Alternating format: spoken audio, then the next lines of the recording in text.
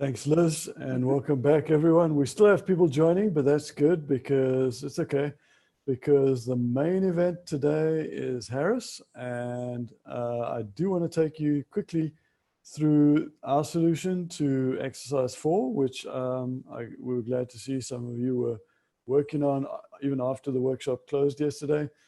All right, so in this one, obviously, we're not doing all the mock-up. We're not doing repetitive stuff from what we've done before, just some of the stuff that's unique once you're looking at the entire page. So some of the things that you'll see is the little drop-down icons over there. Over there, we're going to indicate that those are buttons with the button element. There are obviously, there's additional stuff you could specify with those.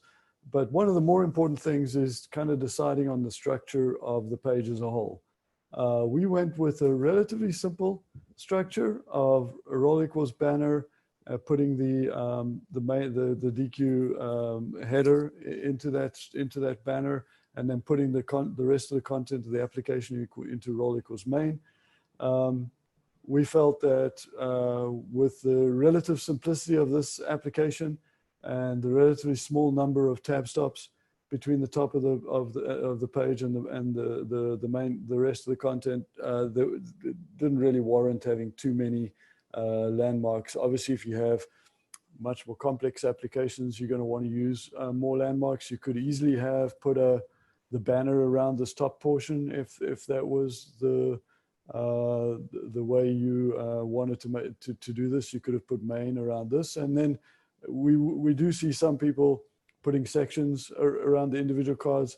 We didn't do that because the name of the dish, like the chocolate cake, that being a heading, that gives people a way to bring up a list of those and get to them very easily. And so you're just adding extra chatter, really, when you start adding additional landmarks around some of those things. So it's not really necessary. And then, of course, tab stops. Once again, skip to main content, it pops up. So we go, the first tab stop goes to the skip to main content.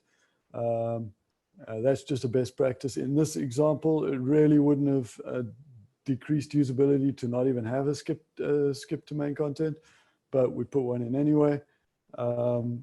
Number 2 goes to the top there. Then the rest of the tab stops are pretty obvious. All the little buttons that drop down, the little selectors for the different times.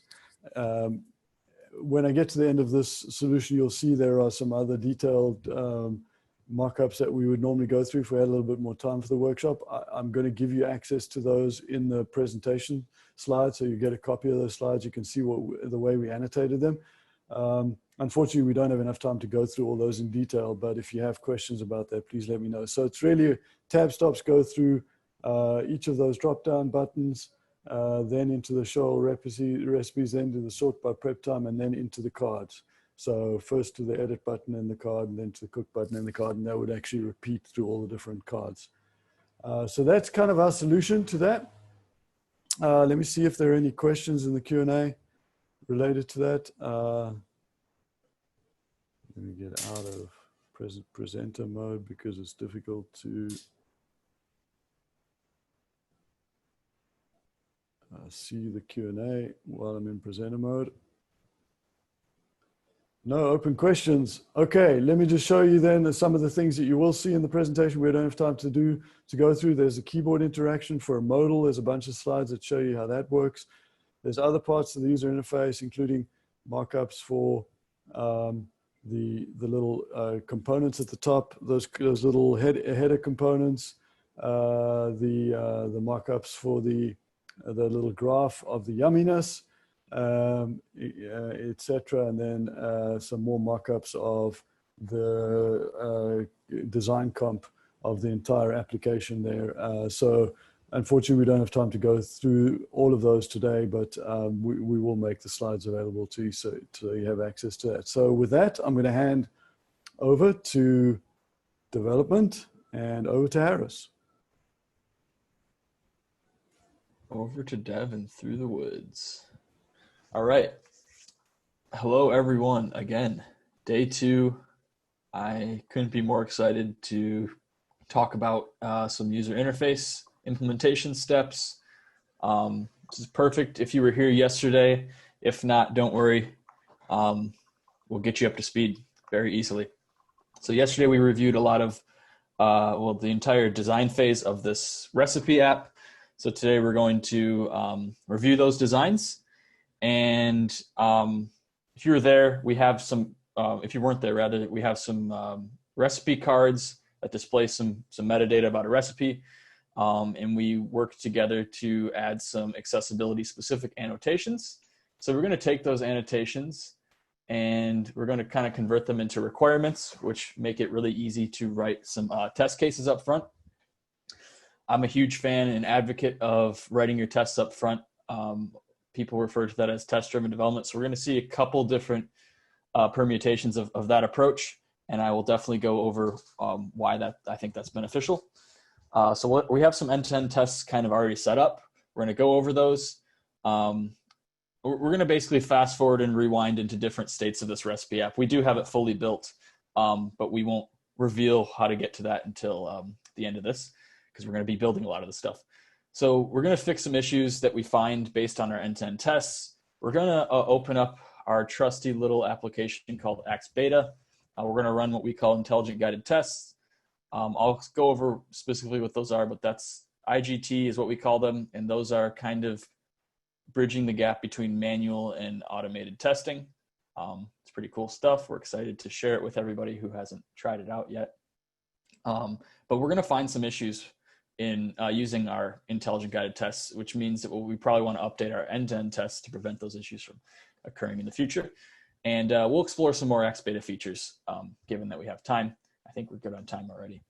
We'll take a little coffee break, and then we'll get into getting our machines all nice and hot by building the app. And we're going to build a modal from scratch. I'm going to start us off with some suggestions on how we can do test-driven development for that, and make sure we have a sustainable, accessible modal. What I mean by sustainable is that we have all the tests in place that will prevent us from adding new accessibility issues as we build more features into our modal. And if we have time, I want to go over pattern libraries. I know pattern libraries were mentioned a ton in the various chat channels yesterday, and everyone loves pattern libraries, and we love pattern libraries too. I'd love to show you ours and maybe go over some other ones. So if we have time, we'll do pattern libraries too. All right, so let's get right into it. You don't need to follow along yet, so I won't hand out the GitHub URL just yet, but we will get to that soon. All right, so let's take a peek at our wireframes from yesterday. So what I have on my screen is the chocolate cake wireframe. The important things I want to go over are the various roles and accessible names here. The pixels are already done for us. I already have some CSS written, so we don't really care about that for now. All right, so I'm going to actually do a little side-by-side view. Let me bring up my Cypress tests. Cypress is an end-to-end testing framework, very feature-rich, full-fledged. It's a pretty large piece of software. But it does a lot of cool stuff, so I'm gonna go over that. But we have quite a few test cases written already. So let me just do a little side-by-side view and get the Zoom UI out of my way. There we go. All right, so I have my wireframes and I have my test cases side by side, but let's go over what we got in here. So in the wireframe, we have the word decorative pointing at the kind of banner image of the chocolate cake. Presumably that's what we'll have there. So I converted that into a test. So I have a describe statement here for my test just to give ourselves some context, especially in the CLI output. It's nice to see what we're testing. So within the recipe card component describe context, we have a statement that says it marks the image of recipe as decorative. And then I go on to use Cypress to fetch my recipe card image, and I make an assertion here that the alt attribute of this image equals an empty string, which is how we mark an image as decorative. You can also use role equals presentation. I like using just alt equals quote, quote. Okay, next requirement. I'm not going in a particular order here, but I'm gonna follow the order of my end-to-end test. So we have H3 pointing at the chocolate cake heading, or chocolate cake text. So I wrote a test that says it has a heading title. Once again, I find that heading, and I just make a quick assertion that it has some accessible text. That does seem pretty minimum, so maybe we're going to circle back and make a little more of a solid assertion that it not just has accessible text, because I could put the word bananas there and it would still pass. But we'll circle back. We can always make improvements. It's good to just kind of get your requirements down. That kind of goes perfectly into why I like writing my tests up front. You take your requirements, whether it's in the form of a wireframe, or someone mentioned yesterday, what do I do? We don't have designers. We don't have wireframes usually. Where does this information go? I think a great place for this kind of information, if you don't have wireframes to annotate, is put it in your Jira ticket or however you track your work.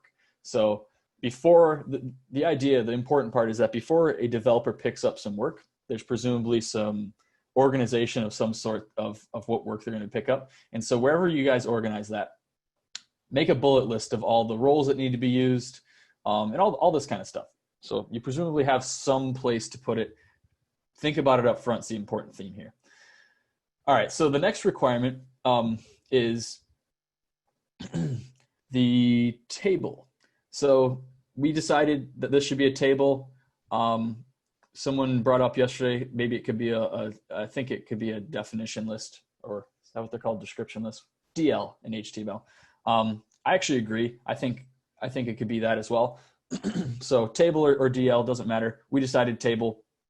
And so I wrote a test that basically queries for the table and then goes through all the THs and it makes an assertion that we have all three of the pieces of metadata. So I say, expect the first element to have the text prep time, cook time, and difficulty. So that's just the first table, because it's a perfect time to bring up our source code. So we have a React app that we use to build this. If you don't know React, it's okay. There's nothing too intense going on here. So here's our recipe component. What it does is we have some data. We have an array of recipes. I could probably open up those too. So we have name, date, cook count, image, prep time, cook time, difficulty. That's what populates the table.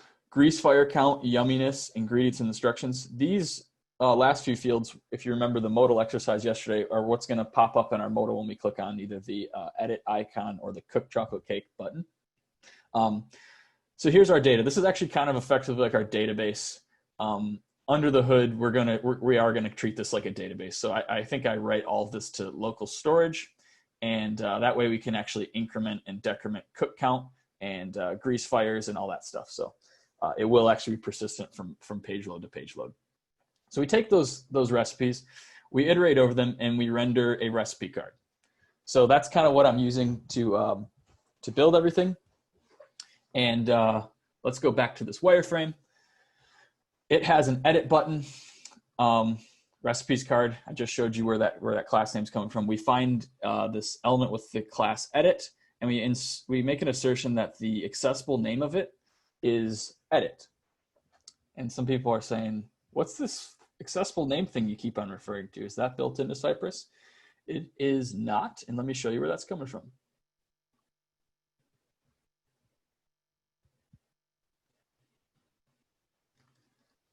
Oops.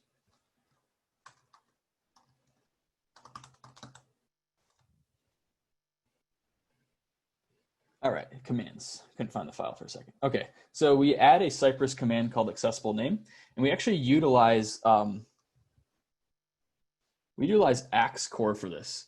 And so we inject Axe into every Cypress page, and we call its utils to build a virtual tree. That doesn't really matter here. But the bottom line is we actually kind of map Cypress.accessiblename to an under the hood Axe core accessible text utility. So that's really awesome Aris, to let us. just quickly. So some people are saying, would it be possible for you to increase the text size? I'm not sure if you could. Yes, sorry, I totally meant to do that. I apologize. All right, yeah. Now it's as big as I can comfortably get a lot of text on the screen. Sorry about that. All right, so we have these accessible name utilities. We actually use Axe for that. We actually added a few more for other end-to-end tests. We'll get to those eventually. And another thing I wanted to point out while we're here looking at Cypress internals is, the side-by-side view is not as good. Here we go. So we tell Cypress to visit our, this is just a little local server we serve our recipe app in, and we inject Axe. That's where that window.axe call comes from. But we actually, after each test, so basically after each one of these it statements runs, we actually, before that test is complete, we call check alley, which actually just calls axe.run. So what that's going to do is run some automated accessibility tests against our app. And the cool thing here is if you think about unit tests or end-to-end tests, they really get your, if you're writing sufficient tests, it's going to get your app or your widget or your component or whatever tiny thing you're testing into all of its various states. You're thinking in terms of states. And that's a great time to say, actually, while we're here, let's run Axe and see if there's anything funky going on in this particular state. So an after each hook is like perfect to be running Axe for. I throw those in all my unit tests and all my end-to-end tests because why not? It's really easy. It's a one-line thing to write once. And now, however many tests you write in the future, you're always going to have Axe running, catching that low-hanging fruit, catching those contrast issues and mistyping role names and all that stuff that you got to catch right away. So that's where accessible name comes from. We have some accessibility automation in the mix. A couple more assertions to go over. So go back to the wireframes. We have, it has an edit button. So right here we have this pencil icon. I make an assertion that it has the text edit, and same thing goes with this cook button. I do this, I find it, and then I make an assertion that its accessible name contains the text cook. Yay. So those are our end-to-end tests. I'm going to run those real quick, and we can see what Cypress is all about. And then we'll take it from there. We'll see if it caught anything yet.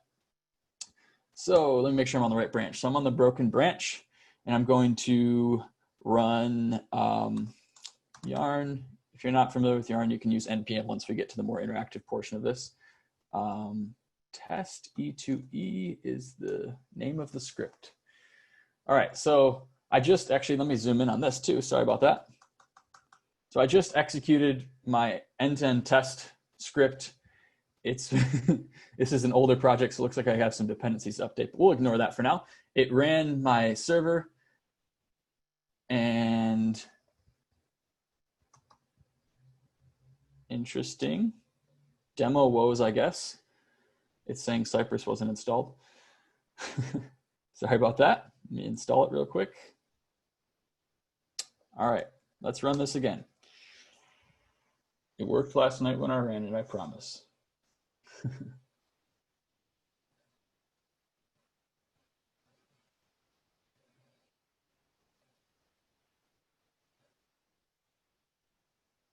All right, it looks like it's gonna work. Just gotta give it a second because it's gonna spin up a lot of sophisticated things here. It's bringing up my Cypress window. It's loading right now. All right, let me see if I can zoom in on this too.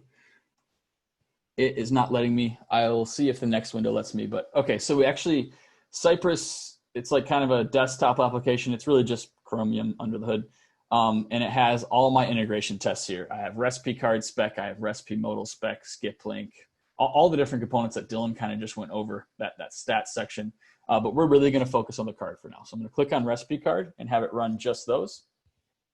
And what happened is it actually spun up a Chrome instance, and it has this side-to-side view. Let me see if I can zoom in. With all those assertions we just looked at and the actual recipe app. So this is our first time seeing it. Here's the recipe dashboard, full implementation. All those perfect pixels that were annotated in our recipe card have been implemented. But what we're looking at is a lot of red error X's everywhere. So looks like we have some work to do. So let's go over what we've got so far. Marks the image of recipe as decorative. So if you remember, that's actually our first test here, our first it statement. So it looks like we didn't do that properly. So what it's saying is, and it actually goes through all the various steps of my test, which is really cool. You can hover over it and it will It'll show you what Cypress is querying for under the hood. But bottom line is it says we expected undefined to equal empty string when it came to finding the alt attribute. So I think we have an easy fix here, but let's see what we got. So let's find that image. Here's that image that comes in the card head. I have the source, came from that data array. I gave it a class name, but it looks like I forgot to actually mark it as a decorative image. Silly Harris. So let's rerun our tests. I'm just going to pop back over to the already running end-to-end tests, and I'm just going to tell it to rerun. All right, we have green now.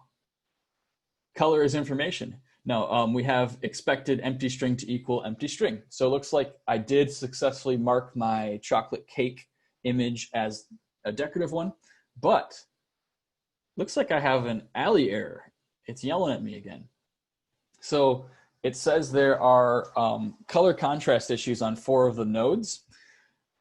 So we just for fun tossed axe in just about every instance, every kind of axe as possible. So I'm going to open up my console, zoom in again, sorry about that. And it actually is going to tell me some more information about what accessibility issues I have. So we have, let's actually refresh. Can I refresh? See if this will work.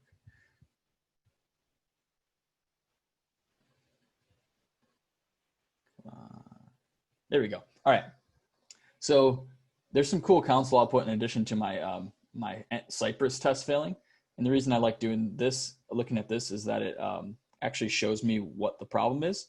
So we have a color contrast issue on this specific node. Let me stretch this. So, okay, it looks like the beginner text is wrong. But before I go and fix that, I want to show everyone where that axe issue in the console is coming from. This is a React app, as I've said. We actually use this tool called React Axe and pass it our app and say we give it a throttle of a second so it's not constantly rerunning. But basically what that's going to do is pick up on changes in the kind of dynamic React app that we have here and run Axe as those changes occur. So this is a great thing to just toss in your development mode. What I say here is if we're not in production, call React Axe so we get some nice information in our console, because presumably developers have this open anyway, doing whatever they might be doing, inspecting the pixel perfect designs that they're implementing or whatever it may be. But it's great to have a little warning, or in this case, an error saying, hey, you got some accessibility issues. So we have Axe yelling at us in a few different ways, but I think the more the merrier in that case. The more means of it slapping me on the wrist for doing something bad, the better. So let's go and fix that. Looks like the beginner text is too light of green. And we actually have those colors already thought out for us, which is great. The designer should have, and I trust my designer in this case, gone through and assessed the contrast of the background color for each difficulty level's foreground color. So let's see, 00853E is what it should be. Let's see what I have here. Oh, Harris made another mistake. So let's get it side by side here because I have a bad memory. I have a goldfish memory. It is 00853E. And cool, actually my text editor gives me a little swatch of it. It looks like it's the right color. But let's have Axe decide that for us, because Axe is actually going to do all the math equations for us on that contrast. So math is hard. I don't feel like doing it. And hey, we got green checks across the board. So that means we have a decorative image, we have a heading title, we have a table with the right table headings, table headers. Sorry, we have an edit button, we have a quick button. Yay! And actually, in each of those states, we're Axe clean, hashtag Axe clean. So we're excited about that. Okay, so that's just some really basic end-to-end test functionality that we've covered. What I want to do now is I'm going to run my dev server. This isn't going to be end-to-end test. This is just going to be me being able to open up the app, play around with it. And I'll open that up in my browser. Localhost 1234. Zoom in a bit. All right. So here's the app. We can play around with it. It has some functionality. It has our skip link. It has a bunch of cool stuff. It's feature rich. What I want to do is show everyone a little thing we call Axe Beta. And I saw a lot of people have signed up already. If you haven't, I highly recommend it.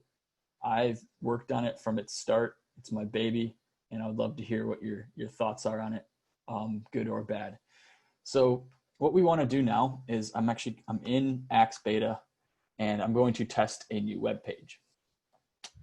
So let's do that. Click test a new web page, and I'm going to navigate to my local dev server of the recipe app. Nice, and it remembered to stay zoomed in. So Axe Beta actually popped some UI into the corner here saying get ready to test. Be sure to put your page in the right state, and leave this tab open. Once you're ready, go back to the web app, the previous tab we were in. And I'm going to get to the second one in a minute, but let's just go over a real high level basic run through of Axe Beta. So I hit ready, I hit save. So what happened just now is I was able to name my test actually after the results came back. But really all that happened was we ran Axe on the page, and we did a few other things. We captured some metadata in case you're curious of what operating system this was run on, what your viewport dimensions were, and a few other useful things. We also went ahead and we scraped the page for some information that kind of guides you in which guided tests you should be running first. So keyboard test, it's suggesting that we run our keyboard test. And what these guided tests are going to be is you start them, and they do a bunch of heavy lifting for you and ask you extremely basic questions. Most of the time they're just yes or no or point and click style questions. So the idea here is it's going to do a bunch of accessibility testing for us by asking simple questions that automated accessibility libraries can't find. Because a lot of times, Dylan pointed out the alt text problem where a robot can definitely scan OCR an image and detect, oh, there's 5 people in this image, but really humans need to provide context because that same image could be decorative in one context and extremely informative in another. So our human brains are still useful. Let's hang on to this because I don't want the robots to take over just yet. So that's kind of what the guided tests do. So it says, hey, we found 17 potential keyboard tab stops. You should probably run the keyboard tool. Modals are extremely common. You should probably run the modal tool. Page information, that tests the document title and the lang. Really quick, basic test. Buttons and links, it found plenty of interactive elements. It found some lists, found images, it found headings. So that's awesome.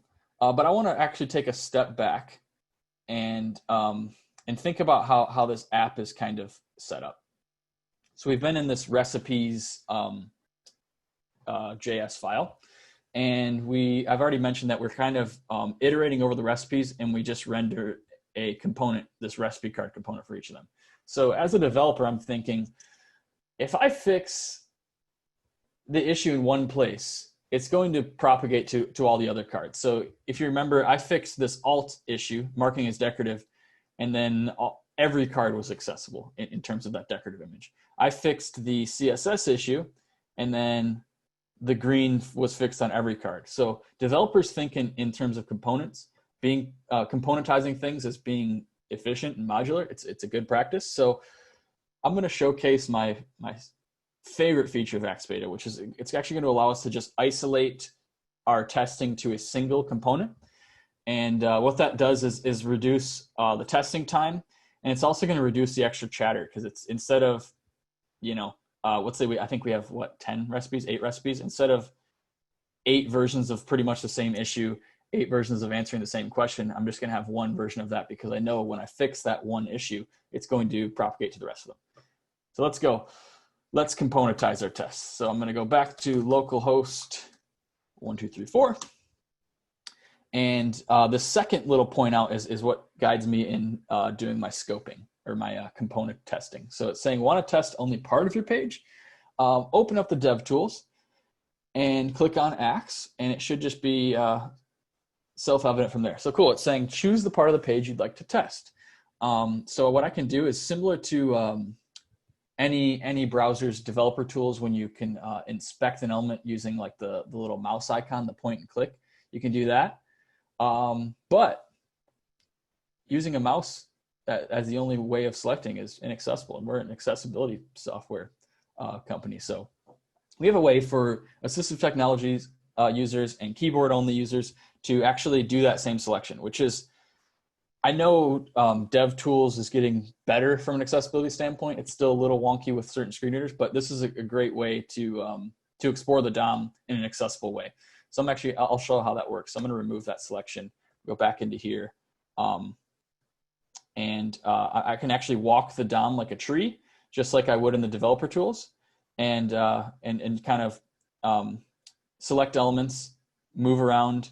If I had my screen reader on, it'd be a little overwhelming because I'm trying to talk and we'd be battling. But it's actually updating the screen reader user with a ton of vital information about the thing they're highlighting, because we're updating highlights, which requires cite. So we want to have a non-cite alternative to that. So it says something like current element is a div with 5 children, has a class name of recipes card or something that you'd want to hear. So I'm going to just select that first recipes card, chocolate cake.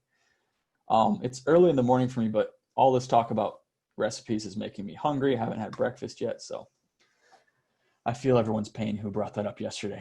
All right, so I made a selection with just a keyboard. Hooray! I'm gonna hit confirm. It bounces me back to the web app, the Axe beta app, and it's saying the current URL is localhost 1234. Your current element that you selected is recipes card. Click ready when you want to start testing. So I'm gonna hit ready. And I'm going to remind myself what this is. I'll call it recipe card. I'm going to name my test that. All right.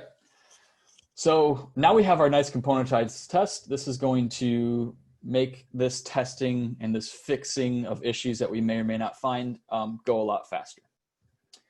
All right. So let's start off with my favorite guided tool, guided test, sorry, called keyboard. So I'm gonna hit start testing. And now it has popped me back over to my recipe app tab, and my developer tools were already open, but if they weren't, I could have opened them. And now it's saying, let's get started testing keyboard. So, and it actually gives me a little warning here. Once you click start, do not click or tab anywhere on your page until the automated keyboard tests have completed. And the page may flash a bit while we take some screenshots. There's a good reason we're taking screenshots, and I can go into that in a minute.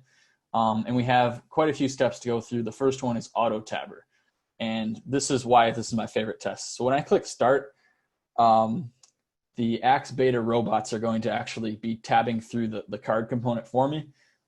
This might not be as ooh-ah as it would be if I was testing the whole page, because there should only be 2 tab stops here, which is the edit button and the cook chocolate cake button. But it's really cool from a developer. I kind of always dreamed of being able to fire real tabs when I'm doing my automated tests. Up until we figured out how to do this with the Chrome extension, in unit tests we'd all have to resort to just simulating JavaScript keydowns, but that didn't actually do real browser tabs. It would just invoke a JavaScript handler you had for that specific event. So you couldn't just do a generic tab around the page, because there would need to be a tab handler on every single tab stop on the page. But I'll stop ranting about that. I'm just really excited about robots being able to do real Chrome tabs for me. So I'm gonna hit start. All right, and so the page just kind of jumped around a bit, but in my UI, it was saying it had a loading animation, and it said we're tabbing through the page. Don't do anything just yet. Don't touch that dial, as they say. And now it says the auto tabbing was successful. We recorded 2 tab stops. Click next to continue. And on the test page, I have some enumerated tab stops, 1, 2, just as we expected. The edit pencil guy was the first tab stop inside of this card, and the second tab stop was the cooked chocolate cake. Now, I remind you, we're in a componentized test here. So if I hadn't done that, it would have actually tabbed through the whole page, which is really cool to see. And I'm going to let everyone do that towards the end of the workshop on whatever page they want to. And it could be this page. All right. So I just clicked next because it was done auto tabbing. I got to review it. Everything's looking good so far. Now it's saying, are there any elements that you expected to be in the tab order, but were not? So let's go back. Let's take a look, because I actually don't remember. Like I said, goldfish memory. I'm going to let the designer tell me what was supposed to happen. So in this card, we have this, which we labeled with a B, the little teardrop B. Doesn't matter what we used for it. The bottom line is that this was supposed to be a button. And the only other interactive role I see is the button here for the cooked chocolate cake. So I think that's right. No, nothing was skipped. All right, next question saying, we've detected some elements in the tab order which lack a role which indicates interactivity to assistive technology. Please select the purpose of the following elements. So, oops, I did not mean, I just tapped my trackpad there. I did not mean to answer that just yet. So it's saying, hey, check out this pencil icon. It wasn't marked up with any kind of interactivity role. Tell us what the purpose of it is, because I think Dylan actually touched on this yesterday. If the content in the modal, I believe we were talking about, was scrollable, we have an exception for it having tab index and being a tab stop, and that's if it's a scrollable region, so keyboard users can scroll it. So that's why we're asking, is this element interactive, or is it a scrollable region, or is it neither? In this case, let's go look, but yeah, it says on click evokes the edit modal. So this is definitely an interactive element, so I'm going to say yes. And sure enough, we found an accessibility issue that our end-to-end test didn't find. It's saying the element's role is missing or not appropriate for the element's function. We can highlight the issue, we can inspect the relevant node, and sure enough, look at that. Oops, div tab index 0. Harris is bad at his job. We can also take a look at these more info pages, just like with the Axe extension, if you're used to that. We have some nice help pages. It describes the rule, gives you some background, even gives you some code examples of good and bad instances of this issue. And it tries to help you on how to fix this, and gives you some other nice resource links relevant to this specific issue. So if you want to kind of learn as you're using these IGTs, I highly recommend checking out the more info pages. So what I'm going to do is finish, go back to the web app, and look at that. We have our first issue. Hooray. We can actually look at that issue if we wanted to remind ourselves in the future. Stuff like the selector, the recommendation to fix.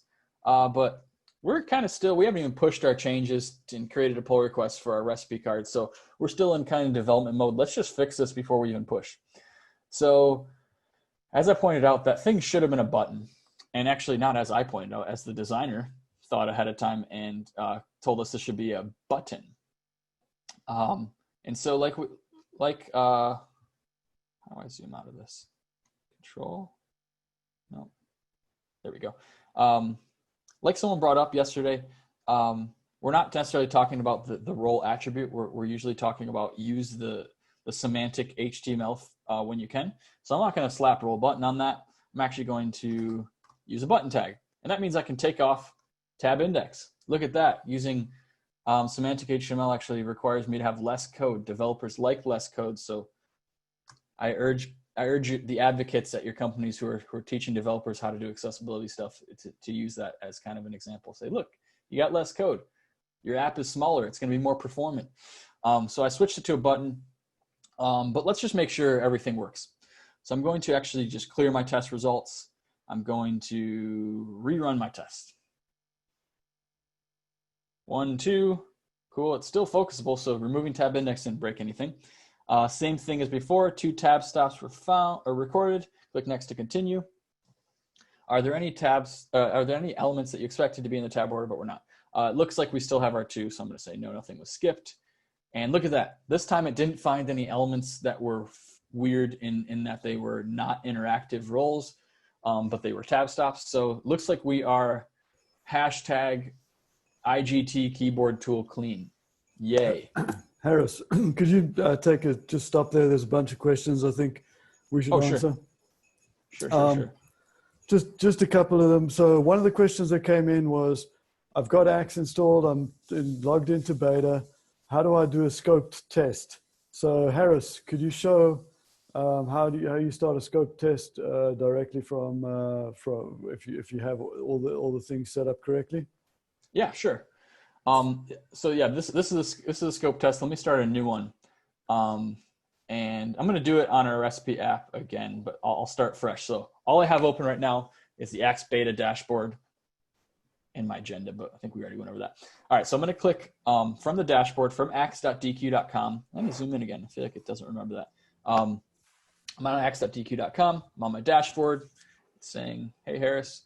But I'm going to click test a new web page. And what that's going to do is open up a new tab for me, because this is, remember, this is kind of where the page in question is going to live.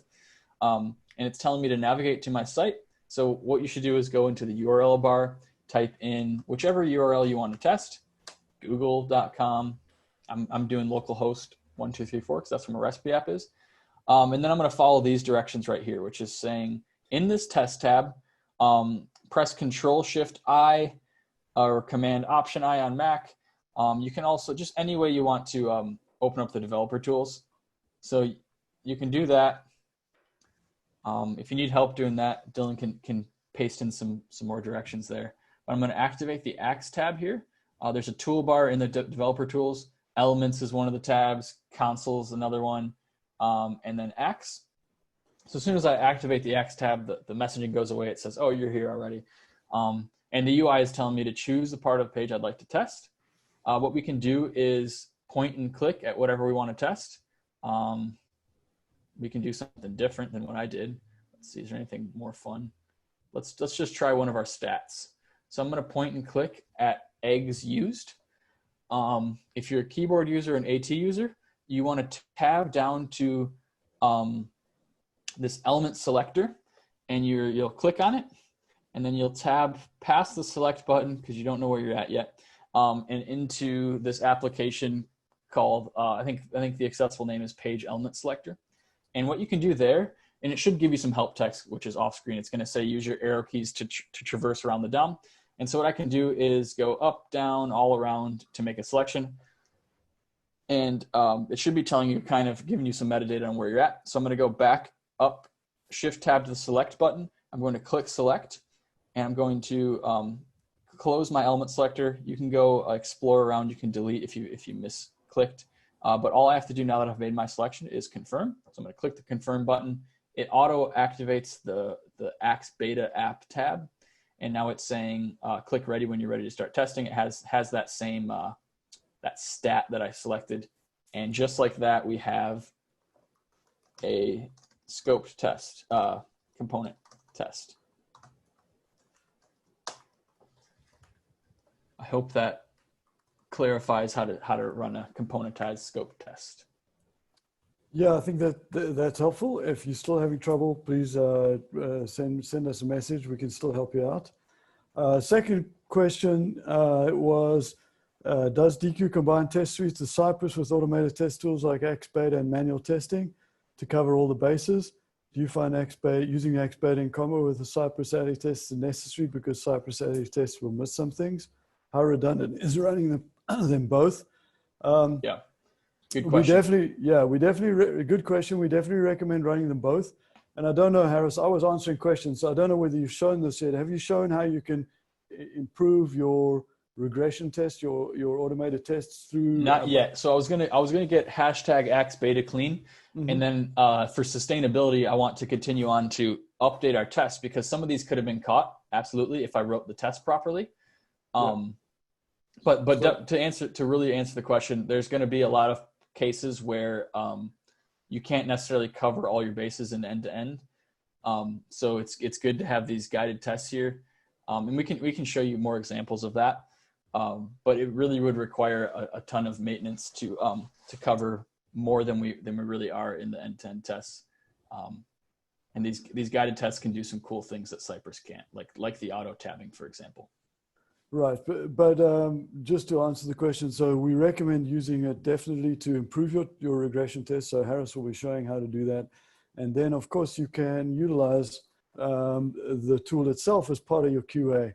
What Harris is showing here in terms of any of these tests, he's testing it in Chrome, but it's testing for compatibility with any platform, with Android and TalkBack, with VoiceOver and iOS, Mac OS X and VoiceOver, Safari, et cetera. So you can really reduce the amount of screen reader testing you need to do by doing as much as you can with this tool, and then just doing the gaps with with your screen reader testing is our recommended way to use that.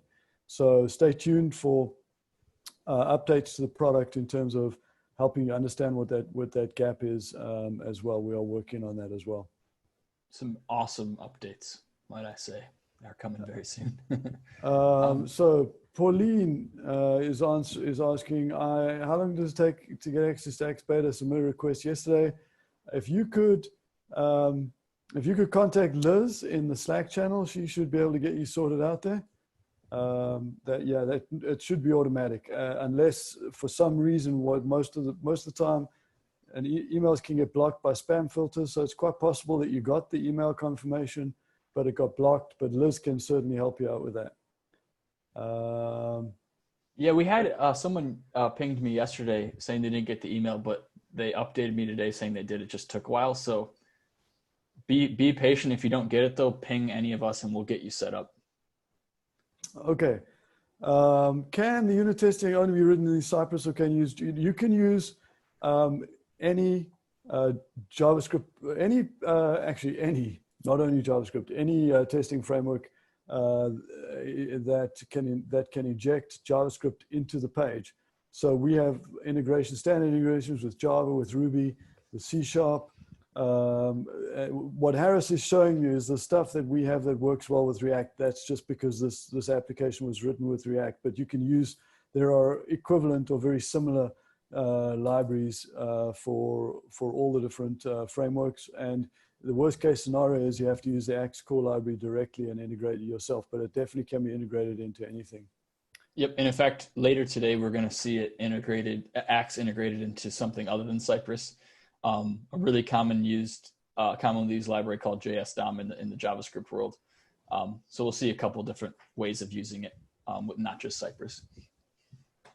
Okay, and Mike has a question. Can you explain how you integrate Axe core into the IDE? I think what you saw there in terms of it showing up in the console, if that was the question, that was a module called React Axe. And if you're talking about the integration into the DevTools, that's our Chrome extension, the Axe Chrome extension, which we sent you a link in the invitation directly to that for you to install. So otherwise you can go to Google and just Google Axe Chrome extension, and you should be able to get that and integrate it into your DevTools. And we're going to give everyone the URL of this repo. So if you need to poke around and see that React Axe call or the Cypress calls or the future unit test calls that we're going to make, you'll be able to do that hands-on. Okay, and last one. Can custom Axe Beta rules be added if there's specific checks that are ad hoc? Yes, you can write your own Axe core rules. In fact, the ACE tool, which is an EPUB accessibility checker, is written on top of the Axe core library. You can write your own custom rules as well to do things that aren't done by the standard rule set. You can also contribute rules to the Axe core project. If you have a rule that you wanted to write to improve things, please do that. We have contribution guidelines for how to contribute new rules. All right, let's go, Harris. All right, real quick, I'm going to go over a couple more tests, and then, like Dylan said, we're gonna beef up our end-to-end test cases so we don't miss stuff in the future. Because so far these issues could very well be all caught with properly written end-to-end tests. The cool thing here is IGT helped us point that out. All right, so what I'm going to do now is run the buttons and links tool. It's actually pretty similar to the keyboard tool, so I think it's nice to run those. Run one after another because they'll catch issues on very similar elements, because buttons and links are a very common tab stop. So, all right, so same thing actually. It's saying we've highlighted the two buttons and links on the page. If we had run this first, it would have said just one, because remember that was just a div, and then we could have pointed out the same issue. So it doesn't matter which order we ran it in, we'd still find that issue. And we're going to say, nope, nothing is missing because it's highlighting the two controls that the wireframes told me should be buttons. I'm going to click next. It's taken some screenshots for me. Looks like it kind of messed up the screenshot here on this pencil icon, but it's okay. We'll fix that bug. So it's saying, does the accessible name of each button and link accurately describe its meaning? So this is going to take our keyboard test to the next level and actually start looking at accessible name of these buttons and links. So Let's go over these two. Accessible text of the pencil icon, I can highlight it. It's saying is edit. I think that's right, but let me make sure. Oh no, it's supposed to be edit recipe name. Shucks. So I'm going to say no. That is not descriptive enough. If the reason the designer decided that, and maybe, I'm actually saying the designer decided that, that's very narrow thinking. The designer is presumably collaborating with a lot of people. Maybe it was the Agile team member that brought that up. But if we brought up the voiceover rotor, for example, and it listed all the links or the buttons on the page, it would just say edit, edit, edit, edit, edit. Not very useful. That doesn't help me jump to the recipe I want. And now I'm frustrated with the app. But if the accessible text is edit chocolate cake, now I can navigate by edit buttons and go to the right one, know where I'm at. So we want to actually add that extra descriptive information so we don't have a bunch of identical links and buttons. The second one, cook chocolate cake, that's actually visible text. This one was easier for me to get right. I didn't mess up the ARIA label or the image alt on this one because there is none. The textual content is cooked chocolate cake. The wireframe told me to do that. It looks like I did my job there. So I'm going to hit next because I'm going to leave that as yes. That is accurately describing the meaning of this control. Now it's going to have me review the actual role of this element. So maybe I misused an anchor as a button. So let's spend the next 3 hours debating buttons versus links. Just kidding. We're not going to do that. We got a button here. That's what the wireframe told me. That's what this B signifies, and a button here for the cooked chocolate cake. So we have two buttons. I'm not going to change it. The tool does allow me to say, hey, this is supposed to be a link, or hey, this should be some other sophisticated ARIA widget. But in this case, all we got is the button, and we're going to leave that be. So I'm going to say next. All right, so we have one issue that it found, and it only took us a couple minutes. So the one issue is that the element's successful name is missing or not appropriate for the element's purpose. So yeah, in this case, it's not appropriate. It doesn't convey everything we need it to. So let's go back and fix it very quickly. Now we have alt text equals edit. So let's update this image because this is our pencil icon. We want to give it an alt of edit recipe name. So recipe name being the data. So I have the text edit. I'm going to interpolate the recipe name here. I'm iterating over recipes. So the variable named recipe is my data, is that object, and it has a name property. So I'm going to say recipe.name. So what that should do, what we're going to expect that to do is render the alt text edit chocolate cake. So I'm going to hit save. My dev server is running, by the way. That's how all this stuff keeps rebuilding. So it just rebuilt me in a second. This tab actually presumably reloaded. And so what we're going to do now is rerun the buttons and links.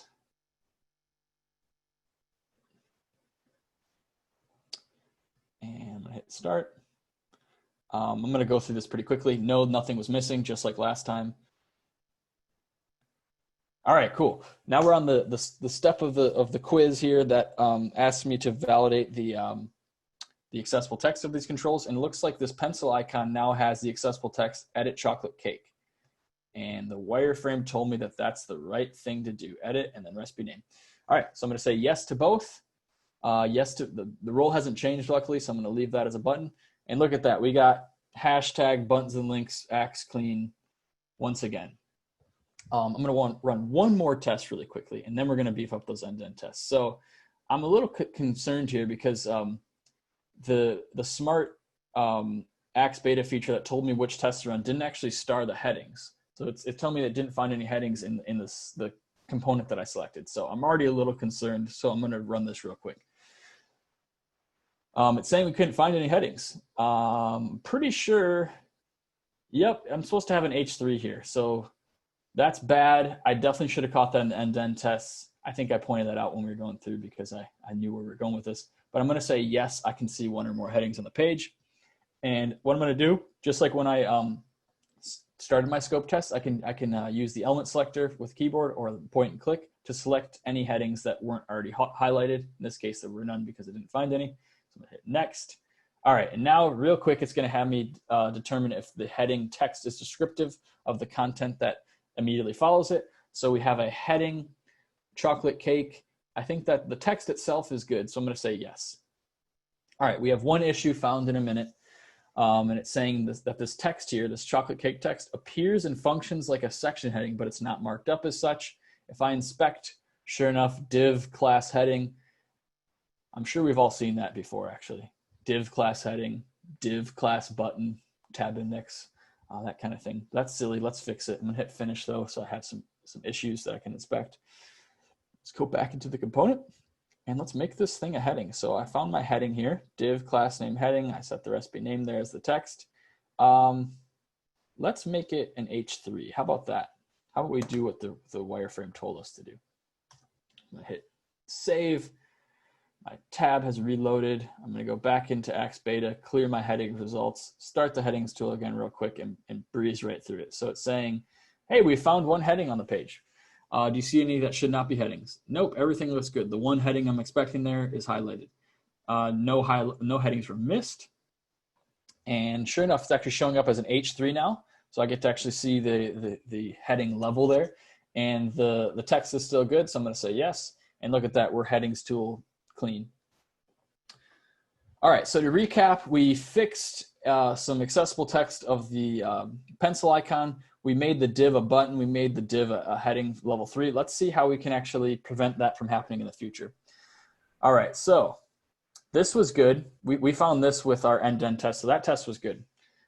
Title, bad. That's a bad selector. All I need to do to actually make this catch it in the future is add H3 to the beginning of that selector.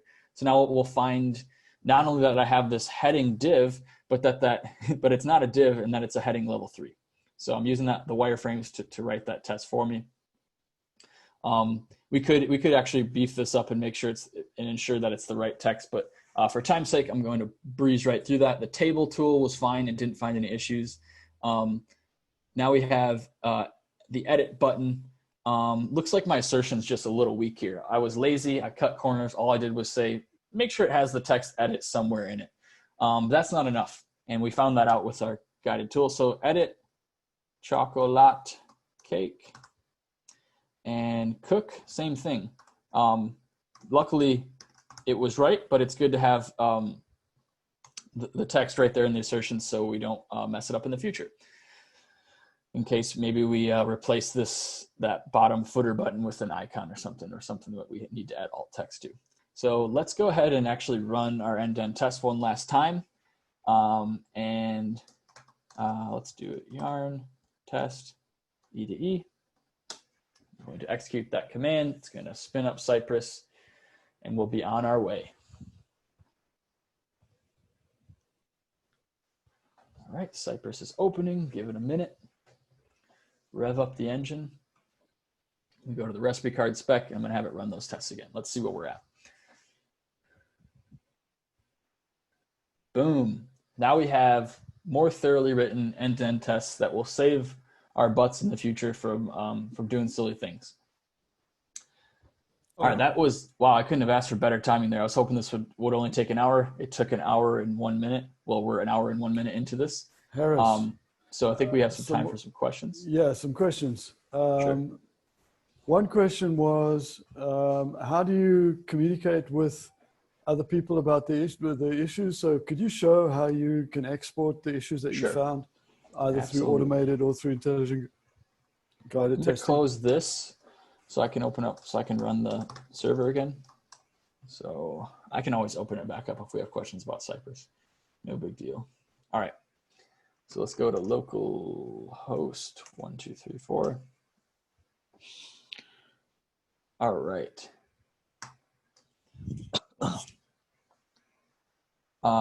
Actually, sorry, I don't know what I'm doing. I'm going to export some issues. So let's create some issues. So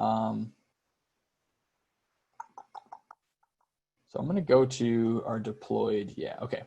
I just needed a test page where I actually have some issues. I'm going to go to our deployed. We have this app on Netlify right now. This is the broken branch deployed. The broken branch was the one I was on. I haven't pushed anything, so it should still be broken. Hit test. All right, cool. We found 12 serious issues. There's 12 total issues, 4 serious, 8 critical. If I want to export all of those, I simply go up here to this flyout menu and its export issues. From there, you can export it as JSON or CSV, a couple different flavors of CSV. So if I did CSV, I could just hit export. Now I have a CSV where I could actually import it into Jira, send it over to my issue tracking or whatever it may be, and be on our way. Excellent. Another question was, is it an issue that the heading was an H3 and there were no high-level heading tags before that?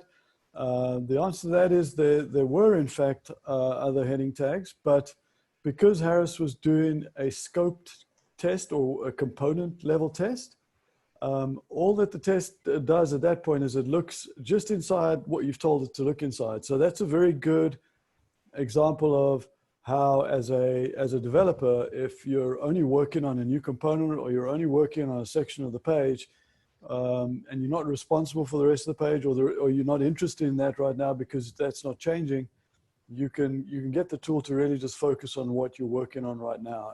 And when it does that, if it doesn't find any headings in there, it's not gonna recommend the headings tool to the developer. So that's Right. that's why that happened that way. So, and I just brought up I just went in the console and queried for all the headings on the page. So we actually have marked up our H1 recipe dashboard, and we have H2s for each of these stats. So actually in the full context of the page, the H3 makes sense. And that's something that we could have tested for if I did the full page guided test for the headings tool. We could actually make sure that order makes sense. All right, and then there's some criticism here of your test writing skills, Harris. Oh man, really? Instead of putting static text like chocolate cake in a Cypress test, is there a standard method of feeding Cypress test data to use as a variable instead? Oh, for sure. What I could do is, and I won't do this right now because it's going to take a non-zero amount of time, but what I could do is import this. I already have this data module.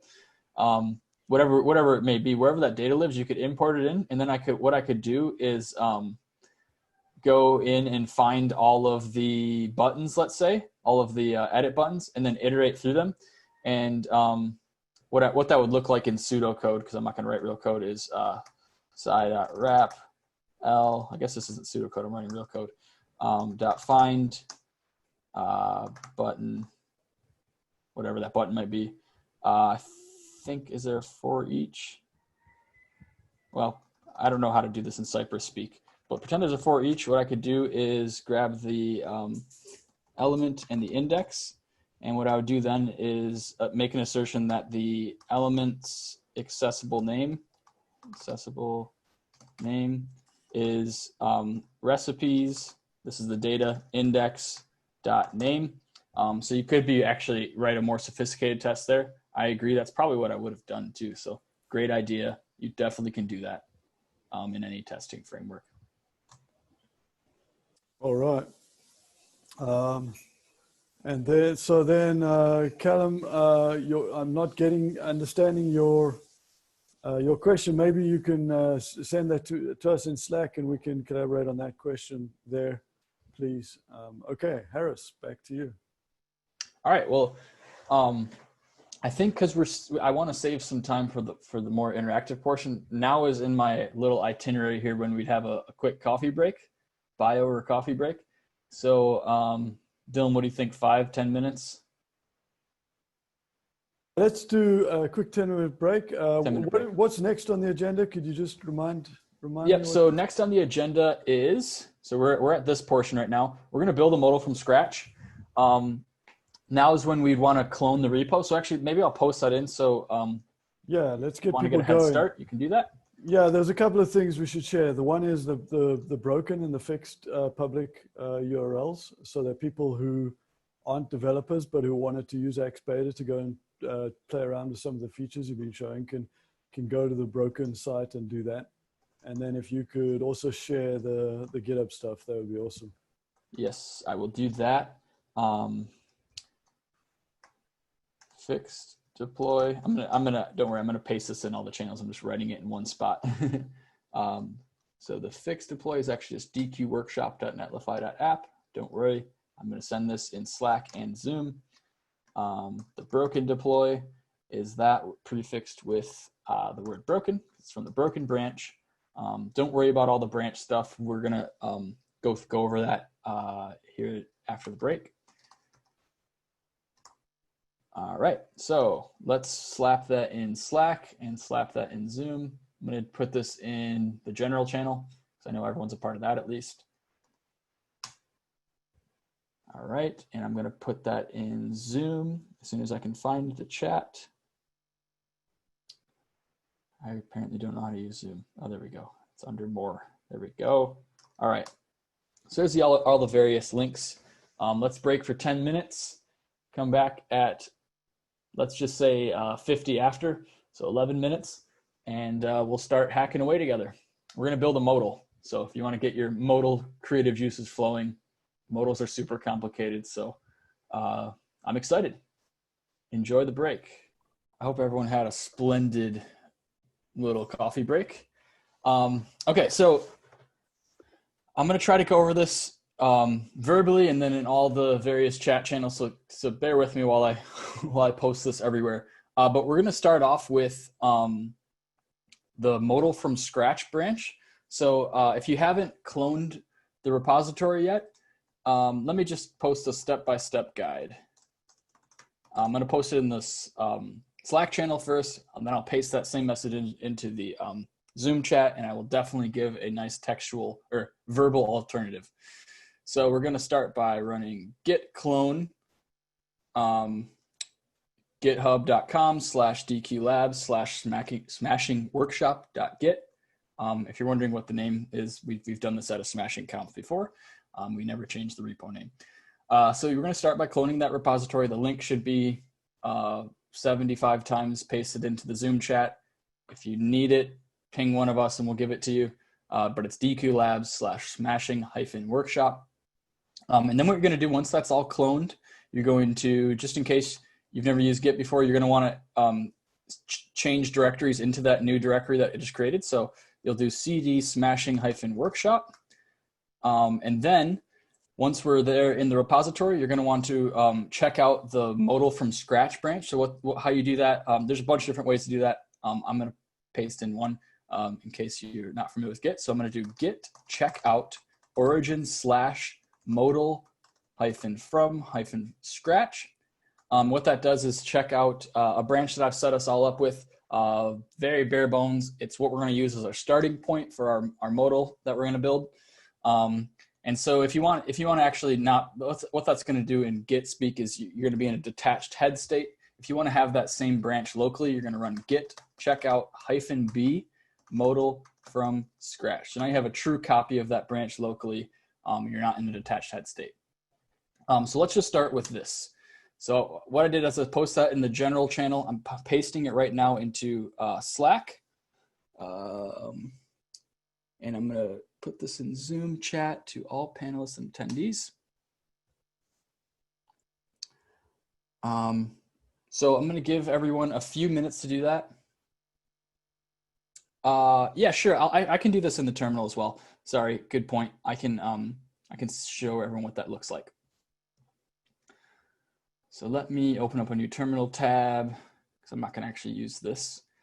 And all right, I'm just on my desktop.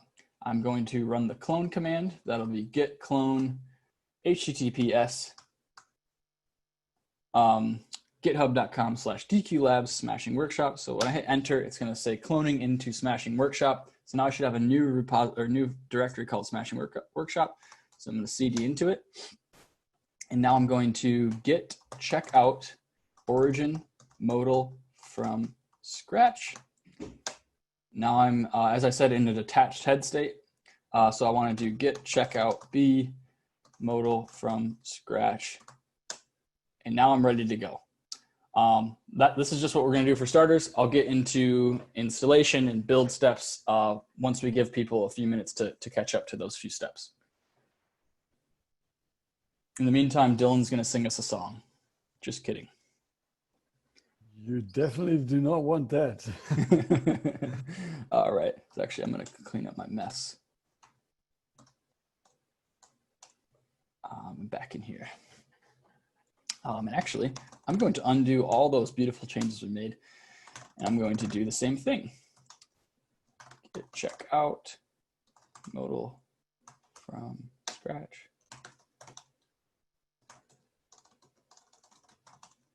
All right. You don't need to use Git. I just saw this pop up in the general channel. You can use source tree. That's completely fine. As long as you clone it. Yeah, the important part, even if you don't want to use Git and you can go to the repo and download the zip, that's completely fine too. I'm sorry to say though, you do need node and npm in order to install the dependencies. This has a ton of dependencies, for better or for worse. And so you can't get around that step. But if you don't want to use Git, you can totally just download the repository, and you're going to want to use the command line terminal to go into that directory. All right. So while everyone gets set up, I'm gonna assess the modal that we're going to work on a little bit. But I really want to focus more on the raw accessibility requirements before we get into making it look pretty and fancy.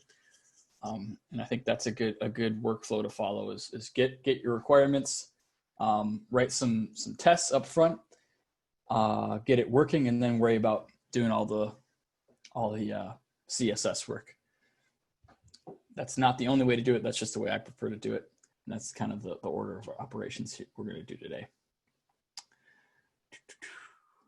Okay.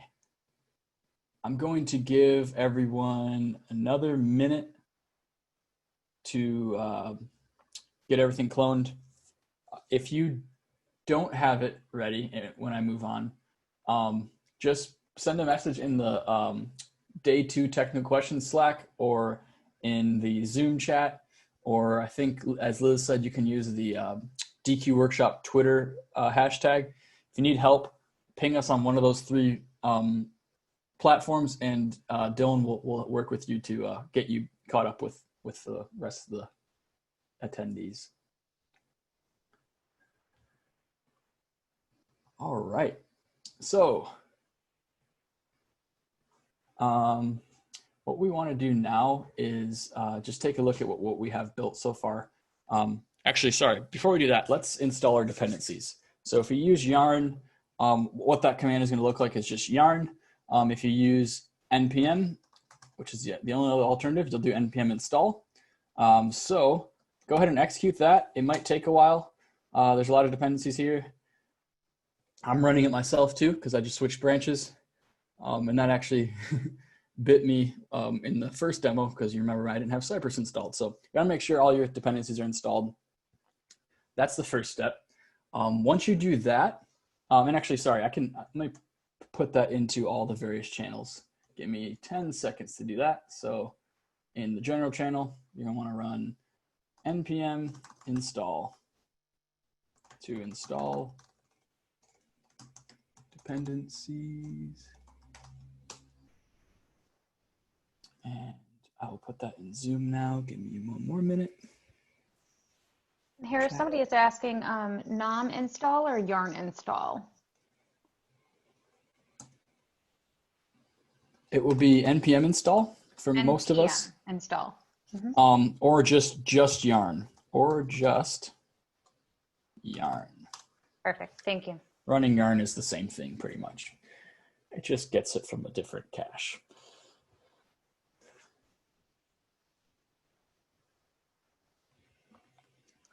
All right, that shouldn't take too long. So assuming you're caught up to the clone and the branch steps, you probably have just finished installing your dependencies. So now let's take a look at what we've got so far.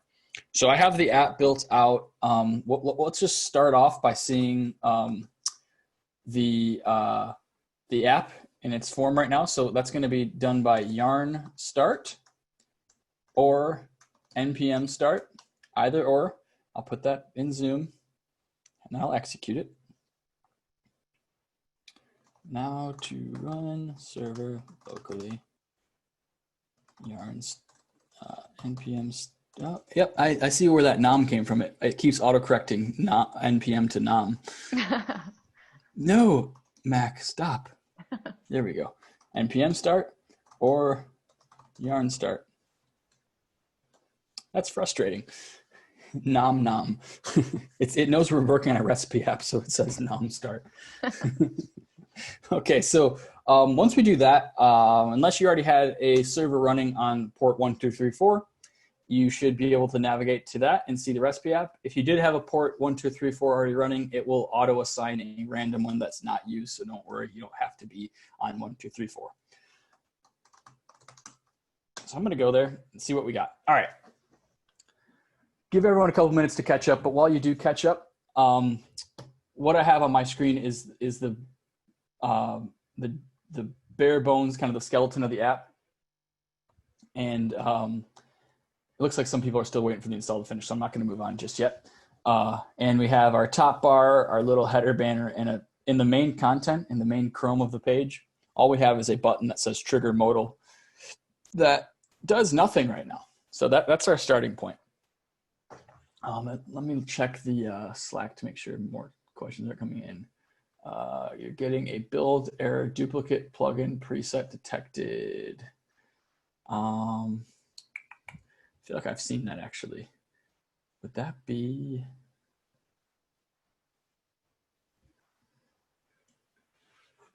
Everyone's getting duplicate plugin error. That's not good.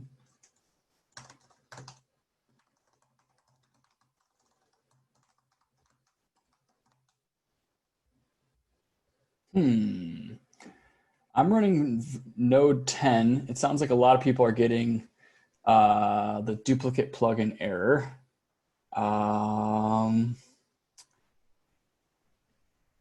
Yeah, I've seen that problem before as well. Oh, apparently it's running. It's only when you're running it with NPM and not yarn.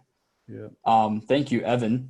Apparently, sorry, I didn't test this with NPM. I didn't think there would be a difference. There never has been. So he's suggesting that you npm install -g yarn to install it globally. And so now you'll have the yarn command and then try yarn start and it should work for you. Thank you, Evan. I'm going to post that into Zoom chat as well in case people aren't in Slack. Good call. Let's see if that works.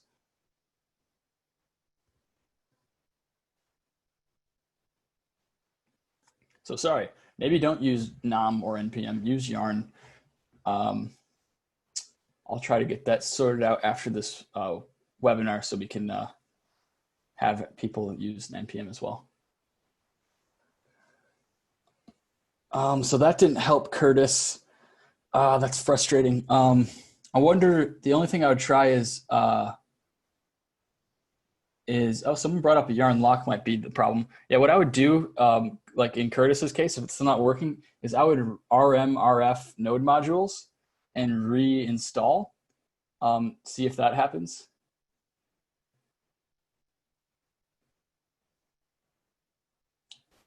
Okay, so Curtis, yeah, try nuking your node modules directory first. So let's see if that helps at all.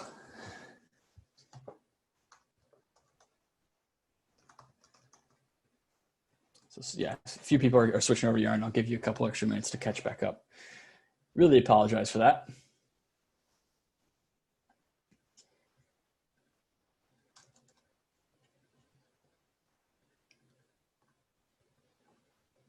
So for some people, switching to yarn worked. Glad to hear that. But what we can do is we're gonna I'm just gonna go over what. Yeah, you might need node 10 just to ensure that things work correctly. Looks like if you're in a newer version of Node, it has problems. Oh, okay. That might also be solved by the yarn lock problem, but if you can switch, do it. If you can't, if it's too hard, I would say try removing the yarn lock file, removing your node modules directory and reinstall. I'm not sure.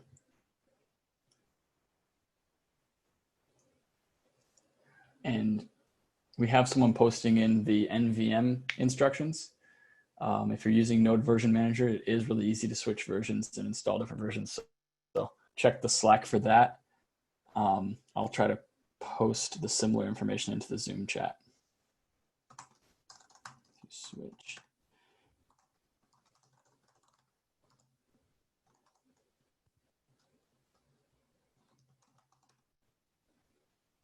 So someone's saying that it works with V12, but just in case it's not.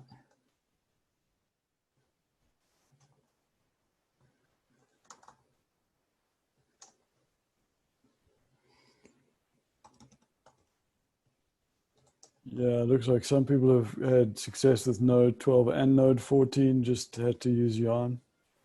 Okay, so it looks like Yarn. Sorry about that. Completely my fault. Should have kept it simple and used NPM. Kate is seeing the issue with 12 and Yarn and NPM. If you're still having the issue and you haven't tried it, try removing node modules and reinstalling. But what I was going to say is I'm just going to go over writing some unit tests based on what we know we need to support for the modal. And then after that, we're going to break into the breakout rooms again.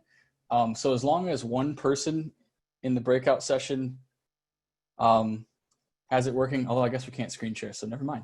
The breakout sessions, we're just going to have rooms so people can bounce ideas off each other. But yeah, I guess it is important that we get it running. I was also going to say, if writing code isn't your cup of tea and you still want to hang out to see what we build and see how we test it, while everyone's off building the modal from scratch, feel free to log into Axe Pro and go run it on the broken recipe app and see what you can find. And maybe choose a page of your choosing that you wanted to test and run Axe Pro on it and see, or Axe Beta, sorry, on it and see what happens. All right, Curtis is still getting the same error. I'm seeing his message on Slack. Let's see, I think we got to move on. So I'm going to screen share and I'm going to build the modal with screen share on after we break to have people build it. So that portion will at least be beneficial. I will show a modal being built from scratch. If this project isn't working and you can quickly set up a different project or a code pen, you can do that, because there's nothing really recipe app specific that we're going to be doing. We're just building a modal. I thought it'd be nice to do it inside the skin of this recipe app, but really all we're doing is gathering requirements for accessible modals, and we are going to write some unit tests for that. And after the unit tests are written, we're going to run them, see them all fail, and as we build the modal widget, we'll slowly see them, those failing tests start to pass. So if you can't get this project running, you can still do all the same things, just not in this specific project. Just start a blank HTML page on your computer. And yeah, I love the idea of making a glitch app. That would be awesome. I can actually try to put that up here in a minute. But for now, I'm just going to go over some accessibility requirements we have for the modal. And we're going to turn those into some real test cases. And once we have those tests written, we're going to break and we're going to build some modal stuff. So like I said, if you don't have the project running, just start a code pen or a glitch or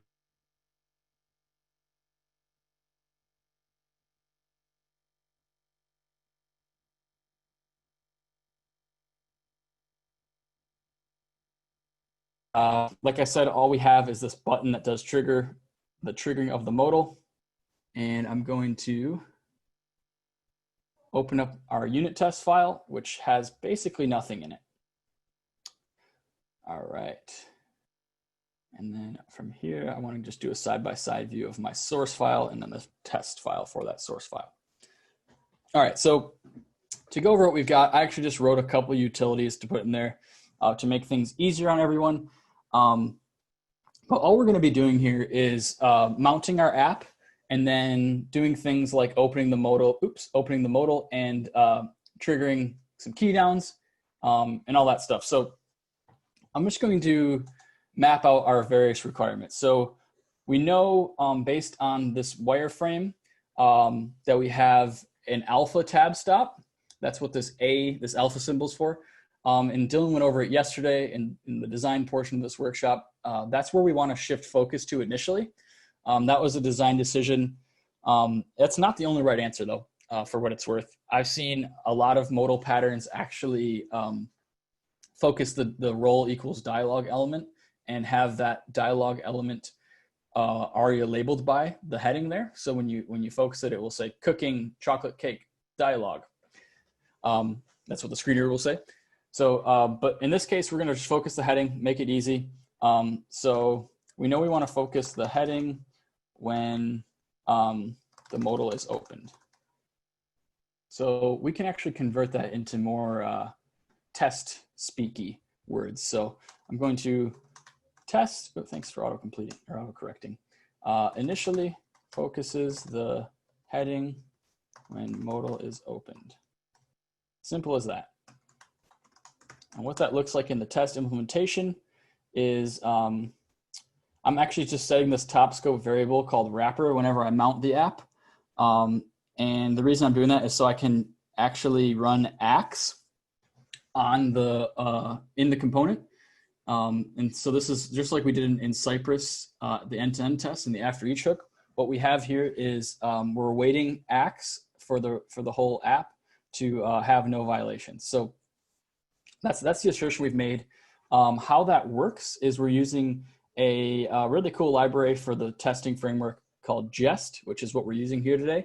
And that's called Jest Acts. And what that does is let us run acts in this JS DOM Jest environment. One thing that you should know here is I have a setup test file that Jest supports, and that lets me do some things that will execute before the test run. And what I've done is I've extended expect, which is an internal Jest function for Jest acts. So that actually is what gives me the to have no violations assertion. Under the hood, that's actually grabbing the acts results, checking the length to be 0 or violations. So results dot violations. But it's nice to have a nice, more readable assertion to make. So that's why we did that there. Moving on, let's actually implement this test. So I say initially focuses the heading when the modal is open. What I can do is wrapper equals same thing, mount app. What that actually does is as it sounds, it mounts this app component into JS DOM. So it's really actually rendering the app in a kind of, I'll call it a headless browser, but it's more like a mocked browser. It's a fake browser. That's what Jest is running under the hood. So we're going to mount our app, and we're going to use my trusty open modal function. And what that does is it'll just set state to open. If you don't end up doing it that way, you could, if you don't end up using a component and you want to use hooks instead, you could do wrapper.find button.simulate click. That's probably better anyway. So we're going to simulate a click on the button that is trigger modal. So let's do that. I'm going to open modal wrapper. And yeah, this, what I just changed the function to, it should work for no matter how you implement it in React, which I like better rather than relying on set state. So we're actually kind of testing the functionality while we're writing our other unrelated tests. So when I click the trigger, we should have an open modal. And then what we want to do is a really simple assertion. So we're going to expect document.activeElement to be, let's say we want to, we could do this in a number of ways. We could use the wrapper.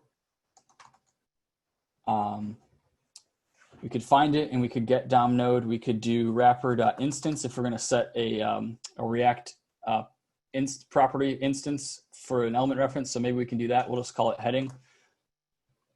But that, like I said, you can do this in any way you want. We could actually do document.query selector. That would be role equals dialog. It's good to use these kind of selectors to, like I said, you're kind of testing unrelated things while you're testing this specific feature. This will actually ensure that I use the right role. So I like doing that. But we're going to say, find me the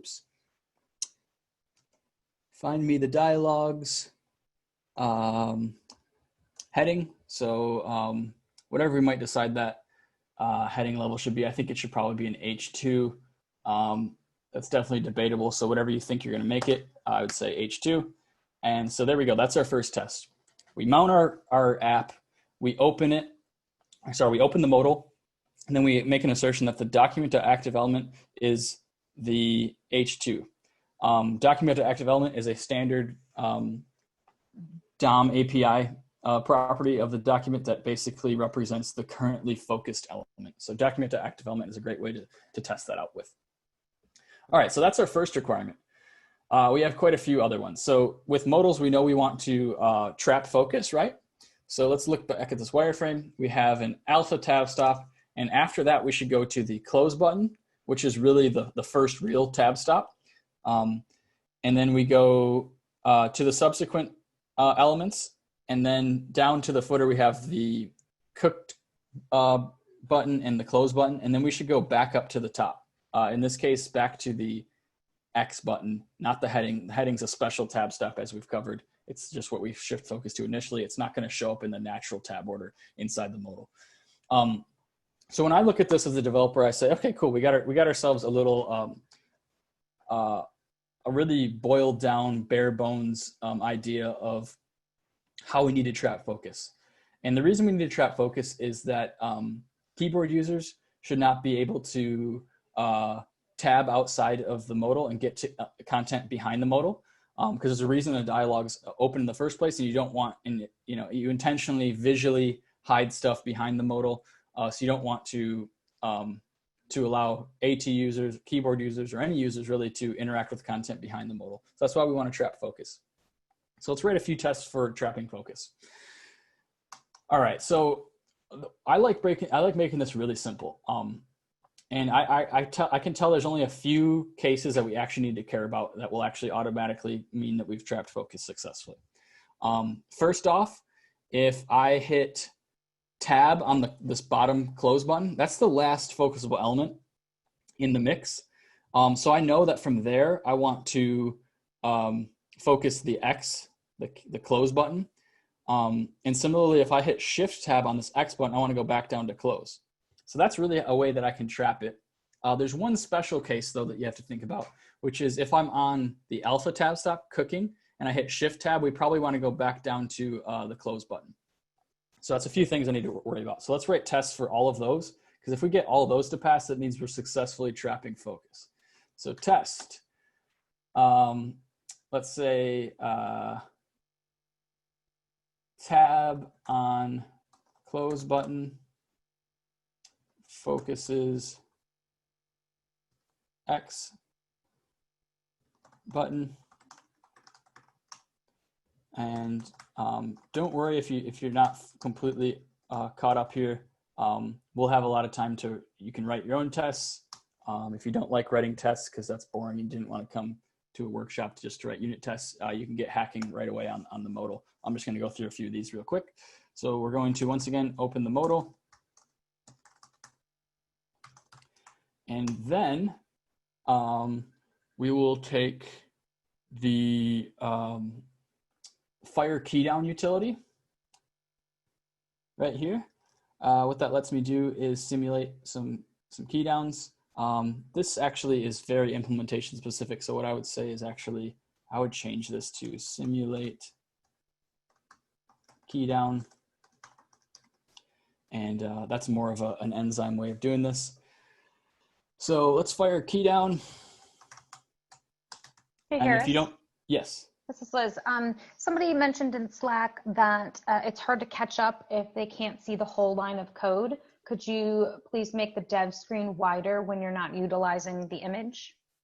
Yeah, let's just make it nice and wide. Sorry Thank about that. you. Okay.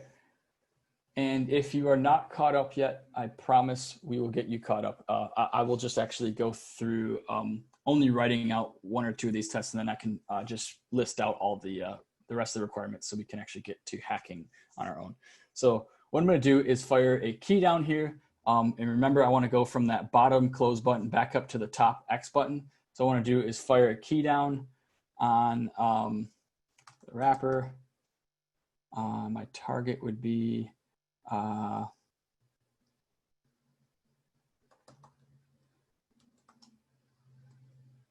know what I'm going to do? Wrapper.find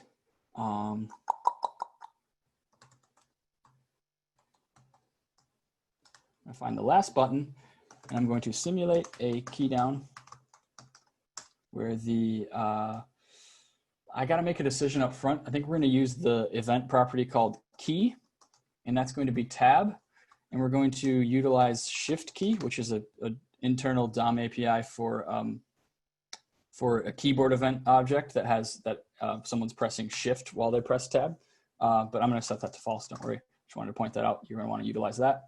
So I'm saying find me the last button, simulate a key down of tab, and then once again I'm going to expect the document.active element to be.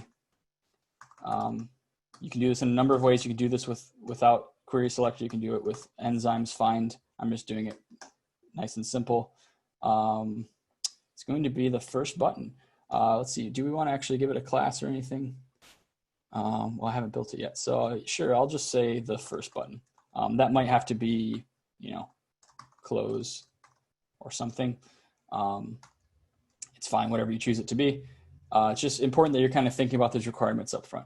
All right, so that's what a simple trap focus test would look like. I have quite a few more that I would like to go over, but I'm going to just write them as skipped test cases. So shift plus tab on X should focus the bottom close button. And we'll say shift plus tab on heading should focus the bottom close button as well. And so that's kind of our trap test. We also want to, for modals, we want to make sure that escape will close the modal. Escape closes the, so escape will close the modal and return focus to the trigger. So that's an accessibility requirement. You can grab that from the ARIA authoring practices, but that's definitely a necessary step. You want to be able to dismiss the modal with escape, and anytime the modal is closed, unless some new action is taking place, you want to return focus back to the trigger. And we could also write a very generic test, I'd say towards the top of the modal has a role of dialogue. So I'd say you definitely want to write a test that asserts you're using the right role. All right, so I know people are in various stages of this process, so I'm not going to keep going. What I want to do now is break with those raw requirements. So those raw requirements I'll write out and put them in Slack and Zoom, but they are that we have the dialogue role, we trap focus, and we handle escape. There's a ton more that we're going to have to do, but for now, let's just meet those requirements. And like I said, if you don't want to write tests, you think that's boring, feel free to not do it. I'll show some tests running at the end. But the important thing here is start hacking away on a modal, whether you're in this repo or not, that meets all those requirements. You trap focus, you handle escape, you use the right role. And if you're looking for more requirements and you're ahead of the game, just feel free to ping me and I will tell you what else we're going to need to do. Any questions before we break? Let me look for Zoom and whatnot. There is one code question. I'm not sure if you can answer. If a code base just uses regular Jest but wants to start using JestX with Cypress, do you foresee that transition being difficult? JestX is something you can use together with Jest. So I think that answers the question. Harris, do you have anything to add to that? Yeah, I don't think the transition's too intense between most of these frameworks. I mean, the assertions are written slightly differently, but the concepts are still going to be there. I see another question coming in about the testing library, React testing library. Yes, I believe you can use, you can definitely run Axe in the testing library. I haven't actually used that too much, but Axe does run in any browser or browser-like environment. And I know my coworkers use that a lot So I believe it's possible. I can take a look once we break and post any findings I have. And the last question, Dylan, do you want to take this one about Axe and WCAG? I don't see that one. Can you read it out? Does Axe run against WCAG? And if so, is it 2.0 or 2.1? Axe runs against WCAG. It has tests for 2.0, A and AA, as well as 2.1. It runs against both. Axe itself, the automated testing, finds about 50% of the issues. The Axe beta intelligent guided testing can help you find as much as 84% of your issues, but there is still that extra sort of 25 to 30% of things that you have to test manually. So it can help you to get to the point where you're meeting WCAG 2.1 level A and AA, but there's some additional testing that you need to do that the tool currently does not cover.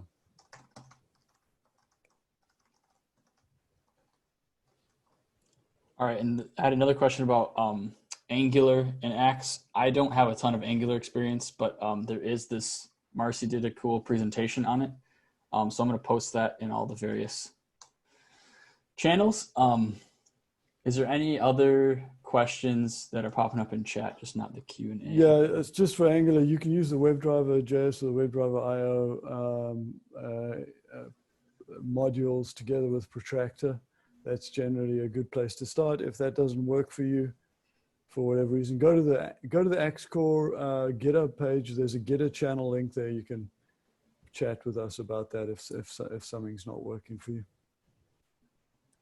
Yes, and someone pointed out that I'm being silly and I should have toggled word wrap. Sorry about that. So like I said, as a recap, we want to trap focus. We want to use a dialog role. We want to dismiss the modal when escape is pressed. And so let's start with that. Honestly, if you want to go and start a code pen or code sandbox or whatever, that's completely fine. You're not going to really miss out on anything. I just thought it'd be nice to have us working in the context of the recipe app. But honestly, if you want to just hack here, go right ahead. And I really like the glitch idea. So if anyone has that set up or can easily set that up, that'd be awesome. If not, I can do that after this, this webinar.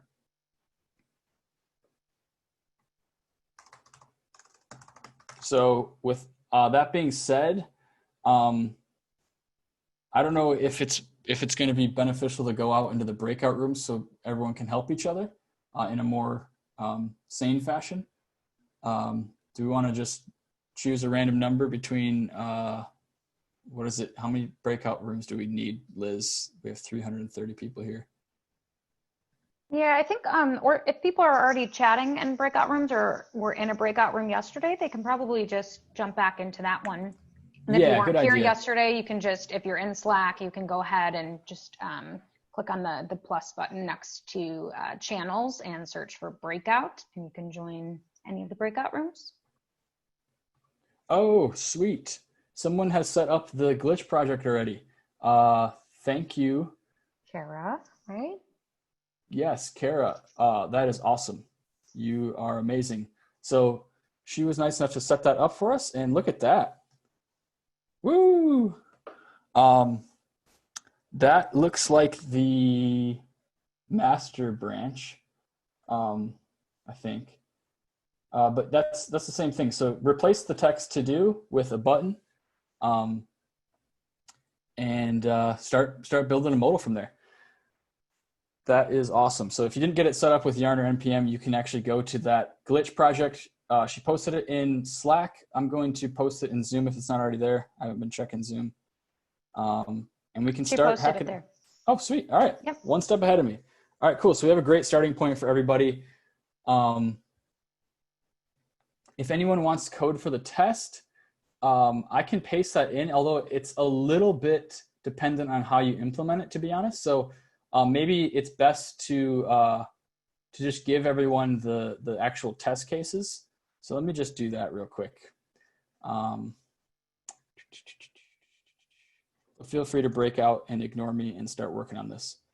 So what I'm going to do is get all the tests requirements out. Oops.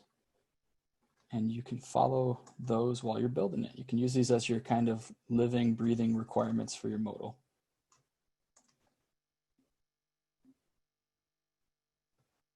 All right. So, all right, so here we go. We got all of our basic tests. We're going to need to do a little more after this, but this is a great starting point. So I'm going to post those in our channels, and you can use those as your requirements. Boom, and what's left? Zoom.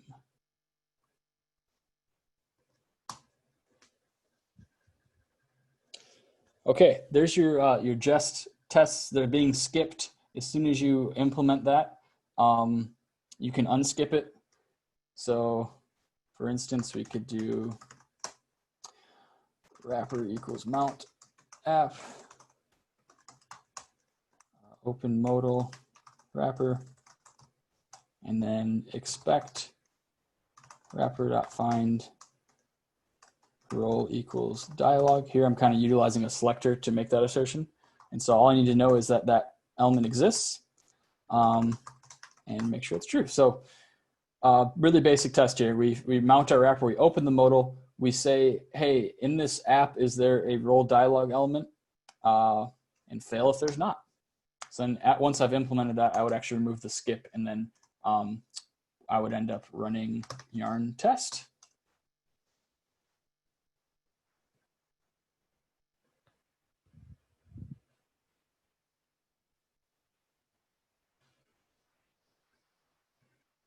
Oh, sorry, mixing frameworks up, test.todo, not skip. I apologize. Of course, I've already pasted that in. Replace skip with to do. Skip is an Ava thing. All right, cool. So I got my test failing, which is a great way to start. Honestly, it's nice to have all your tests failing. You can actually run yarn test and pass a watch flag to it. What that's going to do is, oh, cool. Too many open files. I've seen that before. Well, maybe just watch will work for you. It's not working for me, which is awesome. What that would do if it were working is rerun the tests as soon as I change any source files or test files. All right, it is the top of the hour. And I didn't really have much time to write tests, but I quickly just pasted in a working modal example, so we can at least look at that. And then what I wanted to do, because we only have a half hour left, is check out the full build branch, and we're going to take a look at some of the Cypress tests we have beyond the recipe card ones. And I want to leave a good amount of time for any questions. So I know that was a bit hectic. I apologize. Perhaps it could have been set up a little better. That was naive of me to think that I could rely on on Node being not so nodey. All right, so what I did quickly, I didn't have time to write any more tests, and I don't want to waste more time on that. But what I do want to do is go over what I created. So what I did was we all started off with this app function, this app component, and all I added to it was a couple things. So I set up a state for the openness of the modal. So I called that open. And we can ignore this. This is just a trick I have. I use a ref to determine if I basically want to run this use effect on whenever the component updated, not when it mounted. So we can just ignore that. I set up a reference for the trigger. I knew I needed that because of the requirement, if you remember, was if we press escape, it should close the modal. And also when the modal closes, we should return focus to the trigger. So I know I'm going to need that element reference. So I set that up. And then two really simple functions that basically toggle that open state. So when I click the trigger, I set it to open. When I close the modal, I set it to open false. Sorry. So let's look at that. So I have the trigger, I set up that ref, and I have an on click. So that means when I click the trigger, on click gets invoked and we set open to true.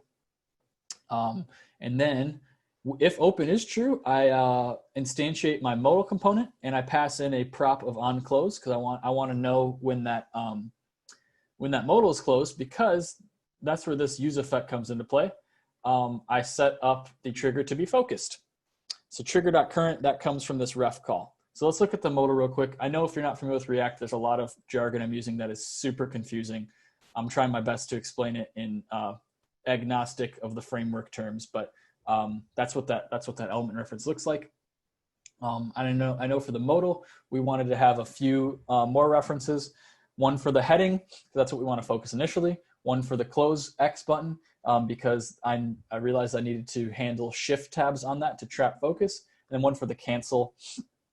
I can't remember if it's cancel in the wireframe or not, but whatever. That's the last button. And so what I do is render a dialog, and I made it labeled by the recipe name. So if we look at our landmarks on the page, it's nice for this dialog to have a nice accessible name that's not just derived from the inner text. I'm realizing I want to actually add aria hidden to this X so it doesn't get read out. Otherwise, it's going to say X button. And I did add an aria label there of close, because that's what it does.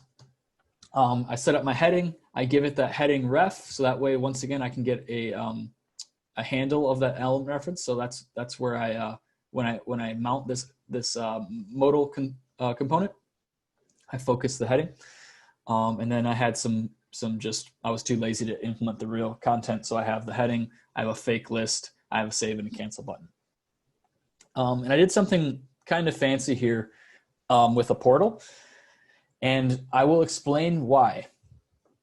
So one requirement that I didn't give everyone, because it's kind of a pain to deal with, but it is a requirement of modals, is that every element on the page is aria hidden, except for the modal itself and ancestors of it, because aria hidden does propagate down to children. So if I'm a button that's wrapped in a div, if I set the div to be aria hidden, that means the button as well will be hidden from screen readers.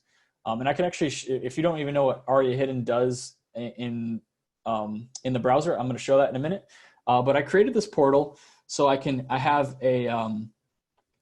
the div ID equals app. That's where our React app is already mounted. I added a new one for the modal, and that's where I actually end up mounting my modal container or my modal component into. So that way my aria hidden work is super easy. As soon as the modal's open, I set aria hidden equals true on the app. And as soon as it closes, I set that, actually remove that attribute. And what that looks like in the app itself is here, when we're closed, I set it to, I remove the attribute. And when we're open, I set it to true. So let's quickly look at the app in the real world in the browser. And I have this trigger modal button. I press space on it. I focus my heading. I hit shift tab, it goes down to cancel. I hit tab on cancel, it goes up to the close button. So I can really just mash my tab keys and woo, we're cycling through it. Shift tab, same thing. So I can't get out. Now let's look at the DOM real quick. And as you can see, everything here inside this app container is going to be hidden from the screen reader, and nothing inside the modal is. And so I'm going to quickly turn on my screen reader, VoiceOver in this case, and I'm going to use its hotkeys to traverse, not just through focusable elements, but through all elements. And if I don't set the aria hidden up, which I'll turn that off and show you what happens, but let's try it with aria hidden all configured. So I'm going to turn my screen reader on. It might get loud in my ear, so I might not be able to talk. So okay, I turned speech off. That was smart. Okay, so oops. So I got my modal open, and I'm using the VoiceOver keys with my arrows to traverse around, and I'm actually hitting the left arrow to go further up in the DOM, and it's not letting me. It's saying I'm at the end of the content, and same thing at the bottom.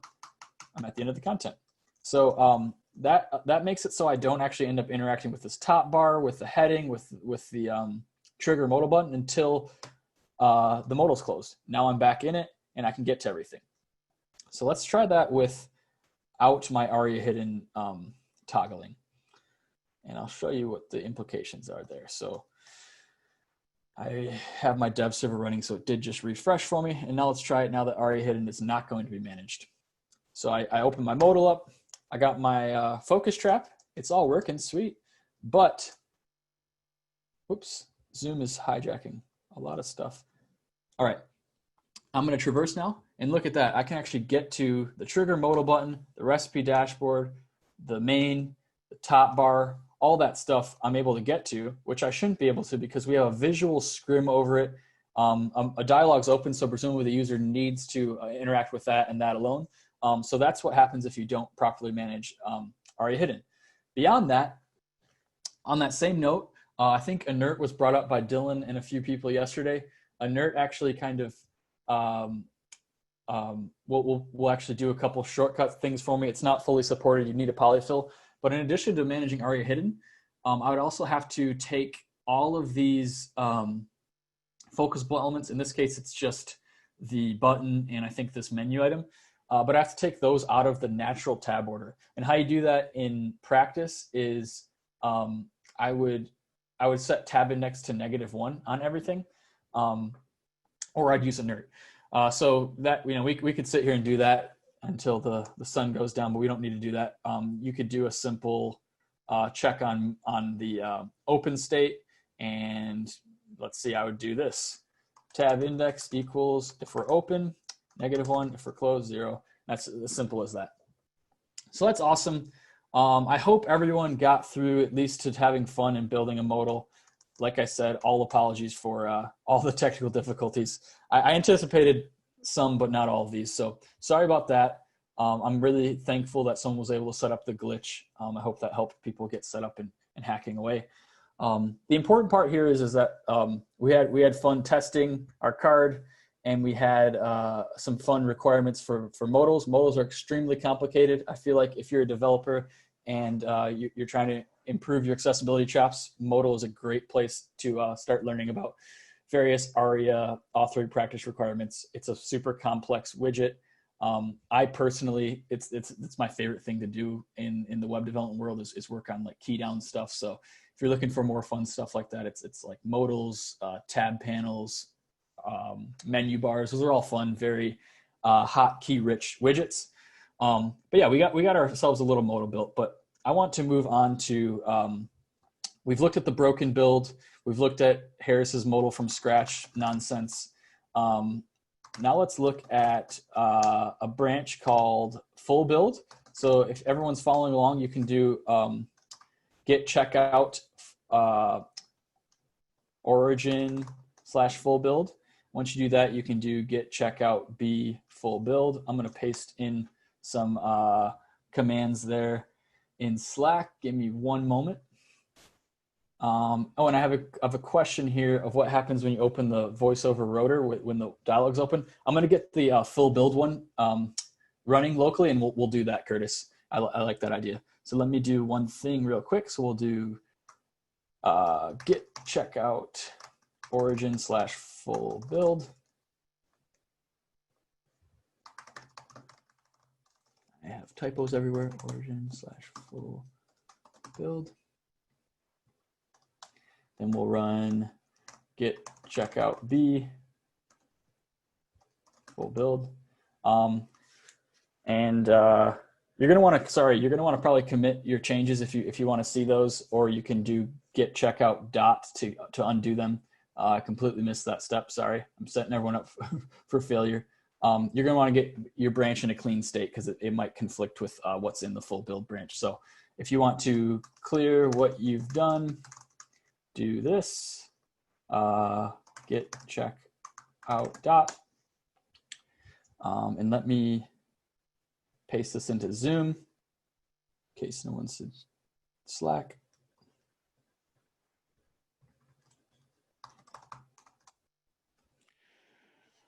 Okay, so that's what I'm going to do. I'm in full build.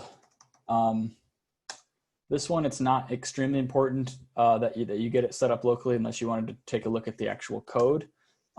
This for what it's worth, is what's deployed in the non-broken deploy. So if you weren't able to get the branch checked out, it's literally the same thing as dequeworkshop.netlify.com or .app. Sorry, they switched that up on us recently. So I'll put that in Slack as well. So full build deploy is here. Oops, I am bad at copying apparently. Edit that message. Jeez. There we go. Full build deploy is there. Put that in Zoom. All right. So we got our full build. And I'm going to run some end-to-end tests in a minute, but I like Curtis's idea of bringing up the rotor. So let me get into the page. And I think it's you. Okay. Whew. I'm glad I remembered that off the top of my head. So links. We're on the links rotor. What I did is I brought up the full build app.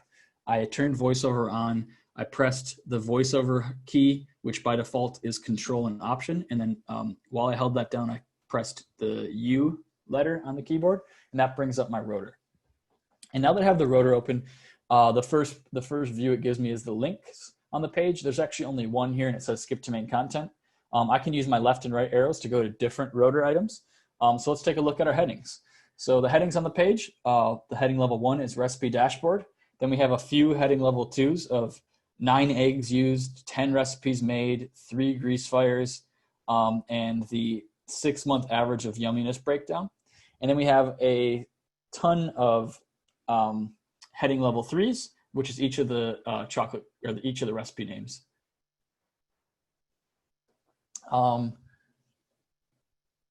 So someone's asking, what program was used on your Mac to show the voice as text and accessory tool will be reading? This is just VoiceOver. It comes on OS X. If you're on Windows, NVDA has a speech viewer plugin that you can use. In JAWS, without getting a little hacky, there's nothing great for viewing the speech. There are a couple plugins, I don't know off the top of my head, that might make it so you can see what JAWS would read out. But VoiceOver by default has this black box you can drag wherever you want, and it actually has the textual version of what is being read out by the screen reader. But sorry, I closed the rotor. Let's get that back open. So we have our headings. We have our form controls. Those are all in the, those are all the buttons, and we have a menu bar. We don't have any web spots. We have a few landmarks, a navigation, which is inside the banner, and we have a main, which actually has an accessible name of recipe dashboard, which is kind of nice. But the question was bring up the landmarks once we have the dialog open. So let's open up our dialog, and I'll bring it up once again.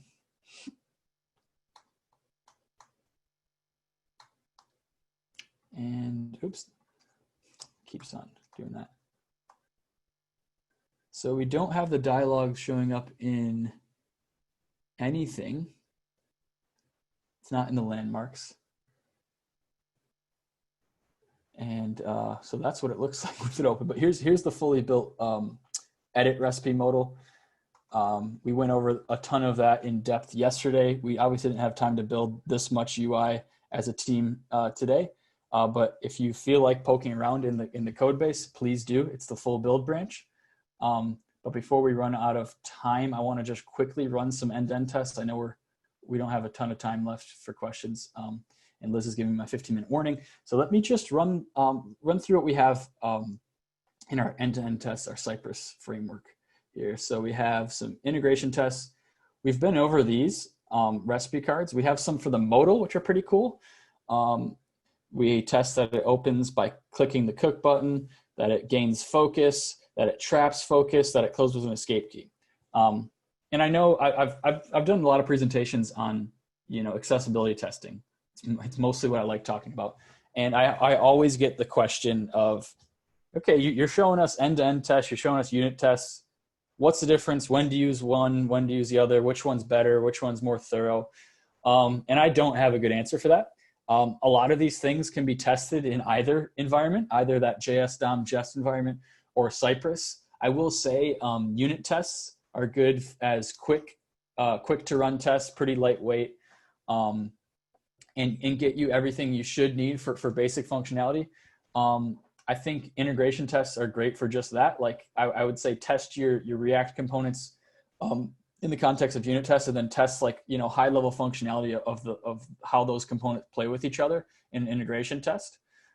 So I'm using integration and then test interchangeably. You can slap me because I'm not using those quite right. But bottom line is unit tests are kind of that lightweight fake browser, whereas Cypress actually runs a real Chrome browser. So you get cool stuff like you're actually rendering your React components. You get color contrast checks with Axe. You get all sorts of good things because you're testing your app in the real world and where it's actually going to be running. So that's my quick, terrible answer on what the difference is. Feel free to discuss in the Slack channels how you personally use end-to-end tests and versus unit tests, because I'd love to hear it. So what I'm going to do is run our, I'll make sure I have all my dependencies installed. Don't want to do that again, so let me run my install script. It's installing Cypress. Okay, now let's do our tests. Starting the server, it's spinning up Cypress. It's revving the engine. All right, so we have more. Let's do the modal because we just built a modal. Let's see how that works.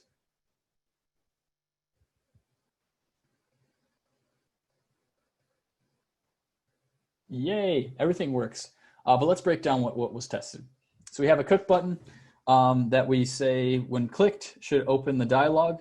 So we visit this page, we grab the cards and grab the first card, and we search for the modal. And we also run Axe. So there's that first test. It gains focus when opened. So it actually, the cool thing is as I hover over these points in the test, what we'll see in the browser side, because it's a side-by-side view, is what the app was, what the app looked like in that specific state. So focused, we have the open dialog and we're highlighting the heading. We grab that dialog and we expect, let's see what the actual test says. Gains focus when open. So we grab the dialog and we assert that it's focused, as simple as that. And then traps focus, that one's a little more interesting. We did go over a few of those extra things we've added to Cypress. We extended Cypress with a bit of functionality. And we have this traps focus thing. What that does under the hood is fires a bunch of tabs and expects the focus to still be inside of the dialog. Same thing, Axe ran with 0 accessibility violations. And the last one, we fire a escape key down right here. And we expect that the dialog is closed. So actually in this case, we assert that the dialog isn't there anymore. So we fire an escape key and we assert that it's closed. So that's a lot to take in. I had to go over it pretty quickly. I definitely invite everybody to scour through that code base and see what we've done to get all this stuff to work. These are just very basic examples of stuff you can do in your existing unit tests or end-to-end tests. And so I highly recommend at minimum you take away the running Axe in an after each hook away from this, because that will help catch a ton of things. And a lot of people have continuous integration set up where your unit tests are already running. So why not make those fail if you add a new accessibility issue? That kind of goes into what Dylan's talking about. No code merge till Axe clean. You can set up your pull requests to have those CI checks, and you can say, I'm not merging this until we got Axe clean. So I highly recommend that. But what I want to do now is open this up to questions. I think we have a couple already in the Q&A section. So let's see. Joshua says something is wrong with the heading hierarchy. Yeah, we could definitely do a better job by putting a heading on the main or something there. It's not technically a violation, but the heading, it does look like the chocolate cake, etc. Those headings are underneath the yumminess, which is misleading. Definitely think we could do better there. Then we have, how do you do cross-browser testing differences using something like Cypress? Yeah, good question. So the various kind of solutions like Cypress, usually like Cypress, as far as I know, by default uses Chrome. Puppeteer, the same thing. Puppeteer, I think, added Firefox support. Selenium WebDriver has more browser support, but yeah, like there's not a great solution that's really easy to just get running for all your browser testing. So something like that might have to be manual or have QA do it. Or there are a few, I think they're paid solutions where you can give it your app and it will run a bunch of tests in different browsers. I forgot the name of those things though. Yeah, So there's browser stack, etc. Browser Stack, thank you. Yeah, Source Labs. But the good news is that if you're using the Axe library inside Cypress, it's testing in a platform independent way. So it actually tests for things like accessible name and lowest common denominator across all the browsers and platforms. So your accessibility results will be consistent. You don't need to test on different platforms unless your application is actually responding to those different platforms, which probably these days is not a very good idea. So that's the good news, that your accessibility tests will give you results for for every platform, and that goes as well for the intelligent guided tests that Harris showed in the Axe beta as well. Same thing. Awesome, yeah. .NET Shop. Should we answer that one? Yeah, sure. Absolutely, you can use Axe beta with anything that ends up being rendered in a web browser. So I don't know how integrated you want to get, but yeah, you can absolutely go to your deployed .NET app or your staging server, whatever, and you can run those Axe tests there. If you have it running locally, you can do exactly what I did for the first portion of this, which is go to my local server and run Axe beta on it. So we actually encourage the latter, which is you start running Axe beta while you're working on local development. So that way you can catch your issues before you push them. I'll take the next one. Where do you store and maintain annotated wireframe documentation? This question came up yesterday when we went through the annotations. It really depends on how you're using them. If you want the annotated wireframes to serve as documentation, then you need to do the work to make sure that they are kept up to date and stored somewhere, in your along with the rest of your artifacts that serve as documentation. We don't generally do that. We use UXPin, and we use it.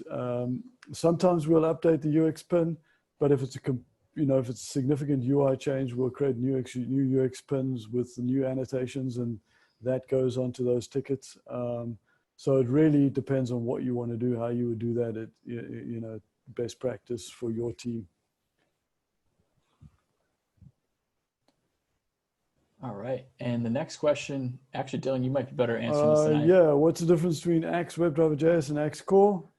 Well, Axe WebDriver JS includes Axe Core. Axe Core is the base rules engine with the rules, and that is what is then utilized by most of the other plugins, including Axe, the Axe Chrome extension, etc. So Axe Core is the rules engine that if you don't find an integration for one of your frameworks, you can write your own integration using Axe Core. And then I did have something else I wanted to mention. Somebody asked a question about the price of Axe Beta. We're actually actively working on figuring that out right now. I did put a poll into the Slack general channel. If you want to give us some feedback on pricing there, that would be very useful. That is one of the things we're actively working on. Question about what is UXPin? It's actually UXPin, UXPIN, and it's a product that you can utilize for designing tools. It's pretty cool. Will Axe Beta be available on Firefox anytime soon? We are actively looking into that. We probably will release it on Edge first because it's Chrome based. You can actually install the Chrome extension into Edge and get it in Edge today, but we are looking at also doing an Edge extension. There are some technical problems with getting some of the functionality to work. Some of the cool stuff that Harris showed you with the keyboard tool, difficult to make that work in all the browsers. That's one of the main reasons we haven't made it available in Firefox. So but we would like that to be available in Firefox, which I just cannot tell you at this point when that'll be.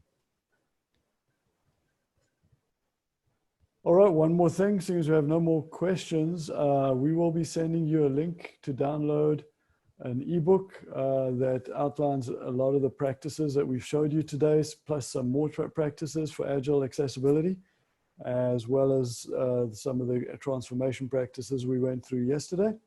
Please look for that link. It's a free book for a limited period of time, so you can use that to spread the gospel throughout your organization about how to do accessible Agile development.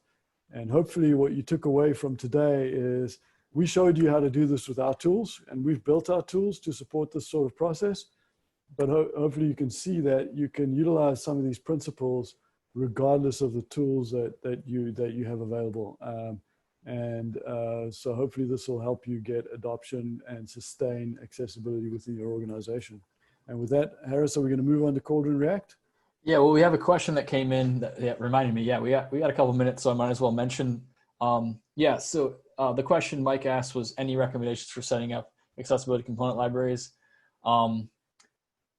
That's a loaded question, but yes, highly recommend adding accessibility into your component libraries. And if you don't have one, definitely do. It makes we did day one design, we did day two develop. It makes both of those processes way easier. When you got a nice accessible working pattern library, there's less annotations your designer will have to start making, because they'll instead of saying use the dialog role, trap focus, shift focus here, if that's built into your modal component, they can just say use our modal component, and presumably your modal component had those accessibility considerations made initially, and then you can stop worrying about that as long as your modal component itself is tested similar ways to what we did today. You can do that. So we have one that we use for all of our products at Deque called Cauldron.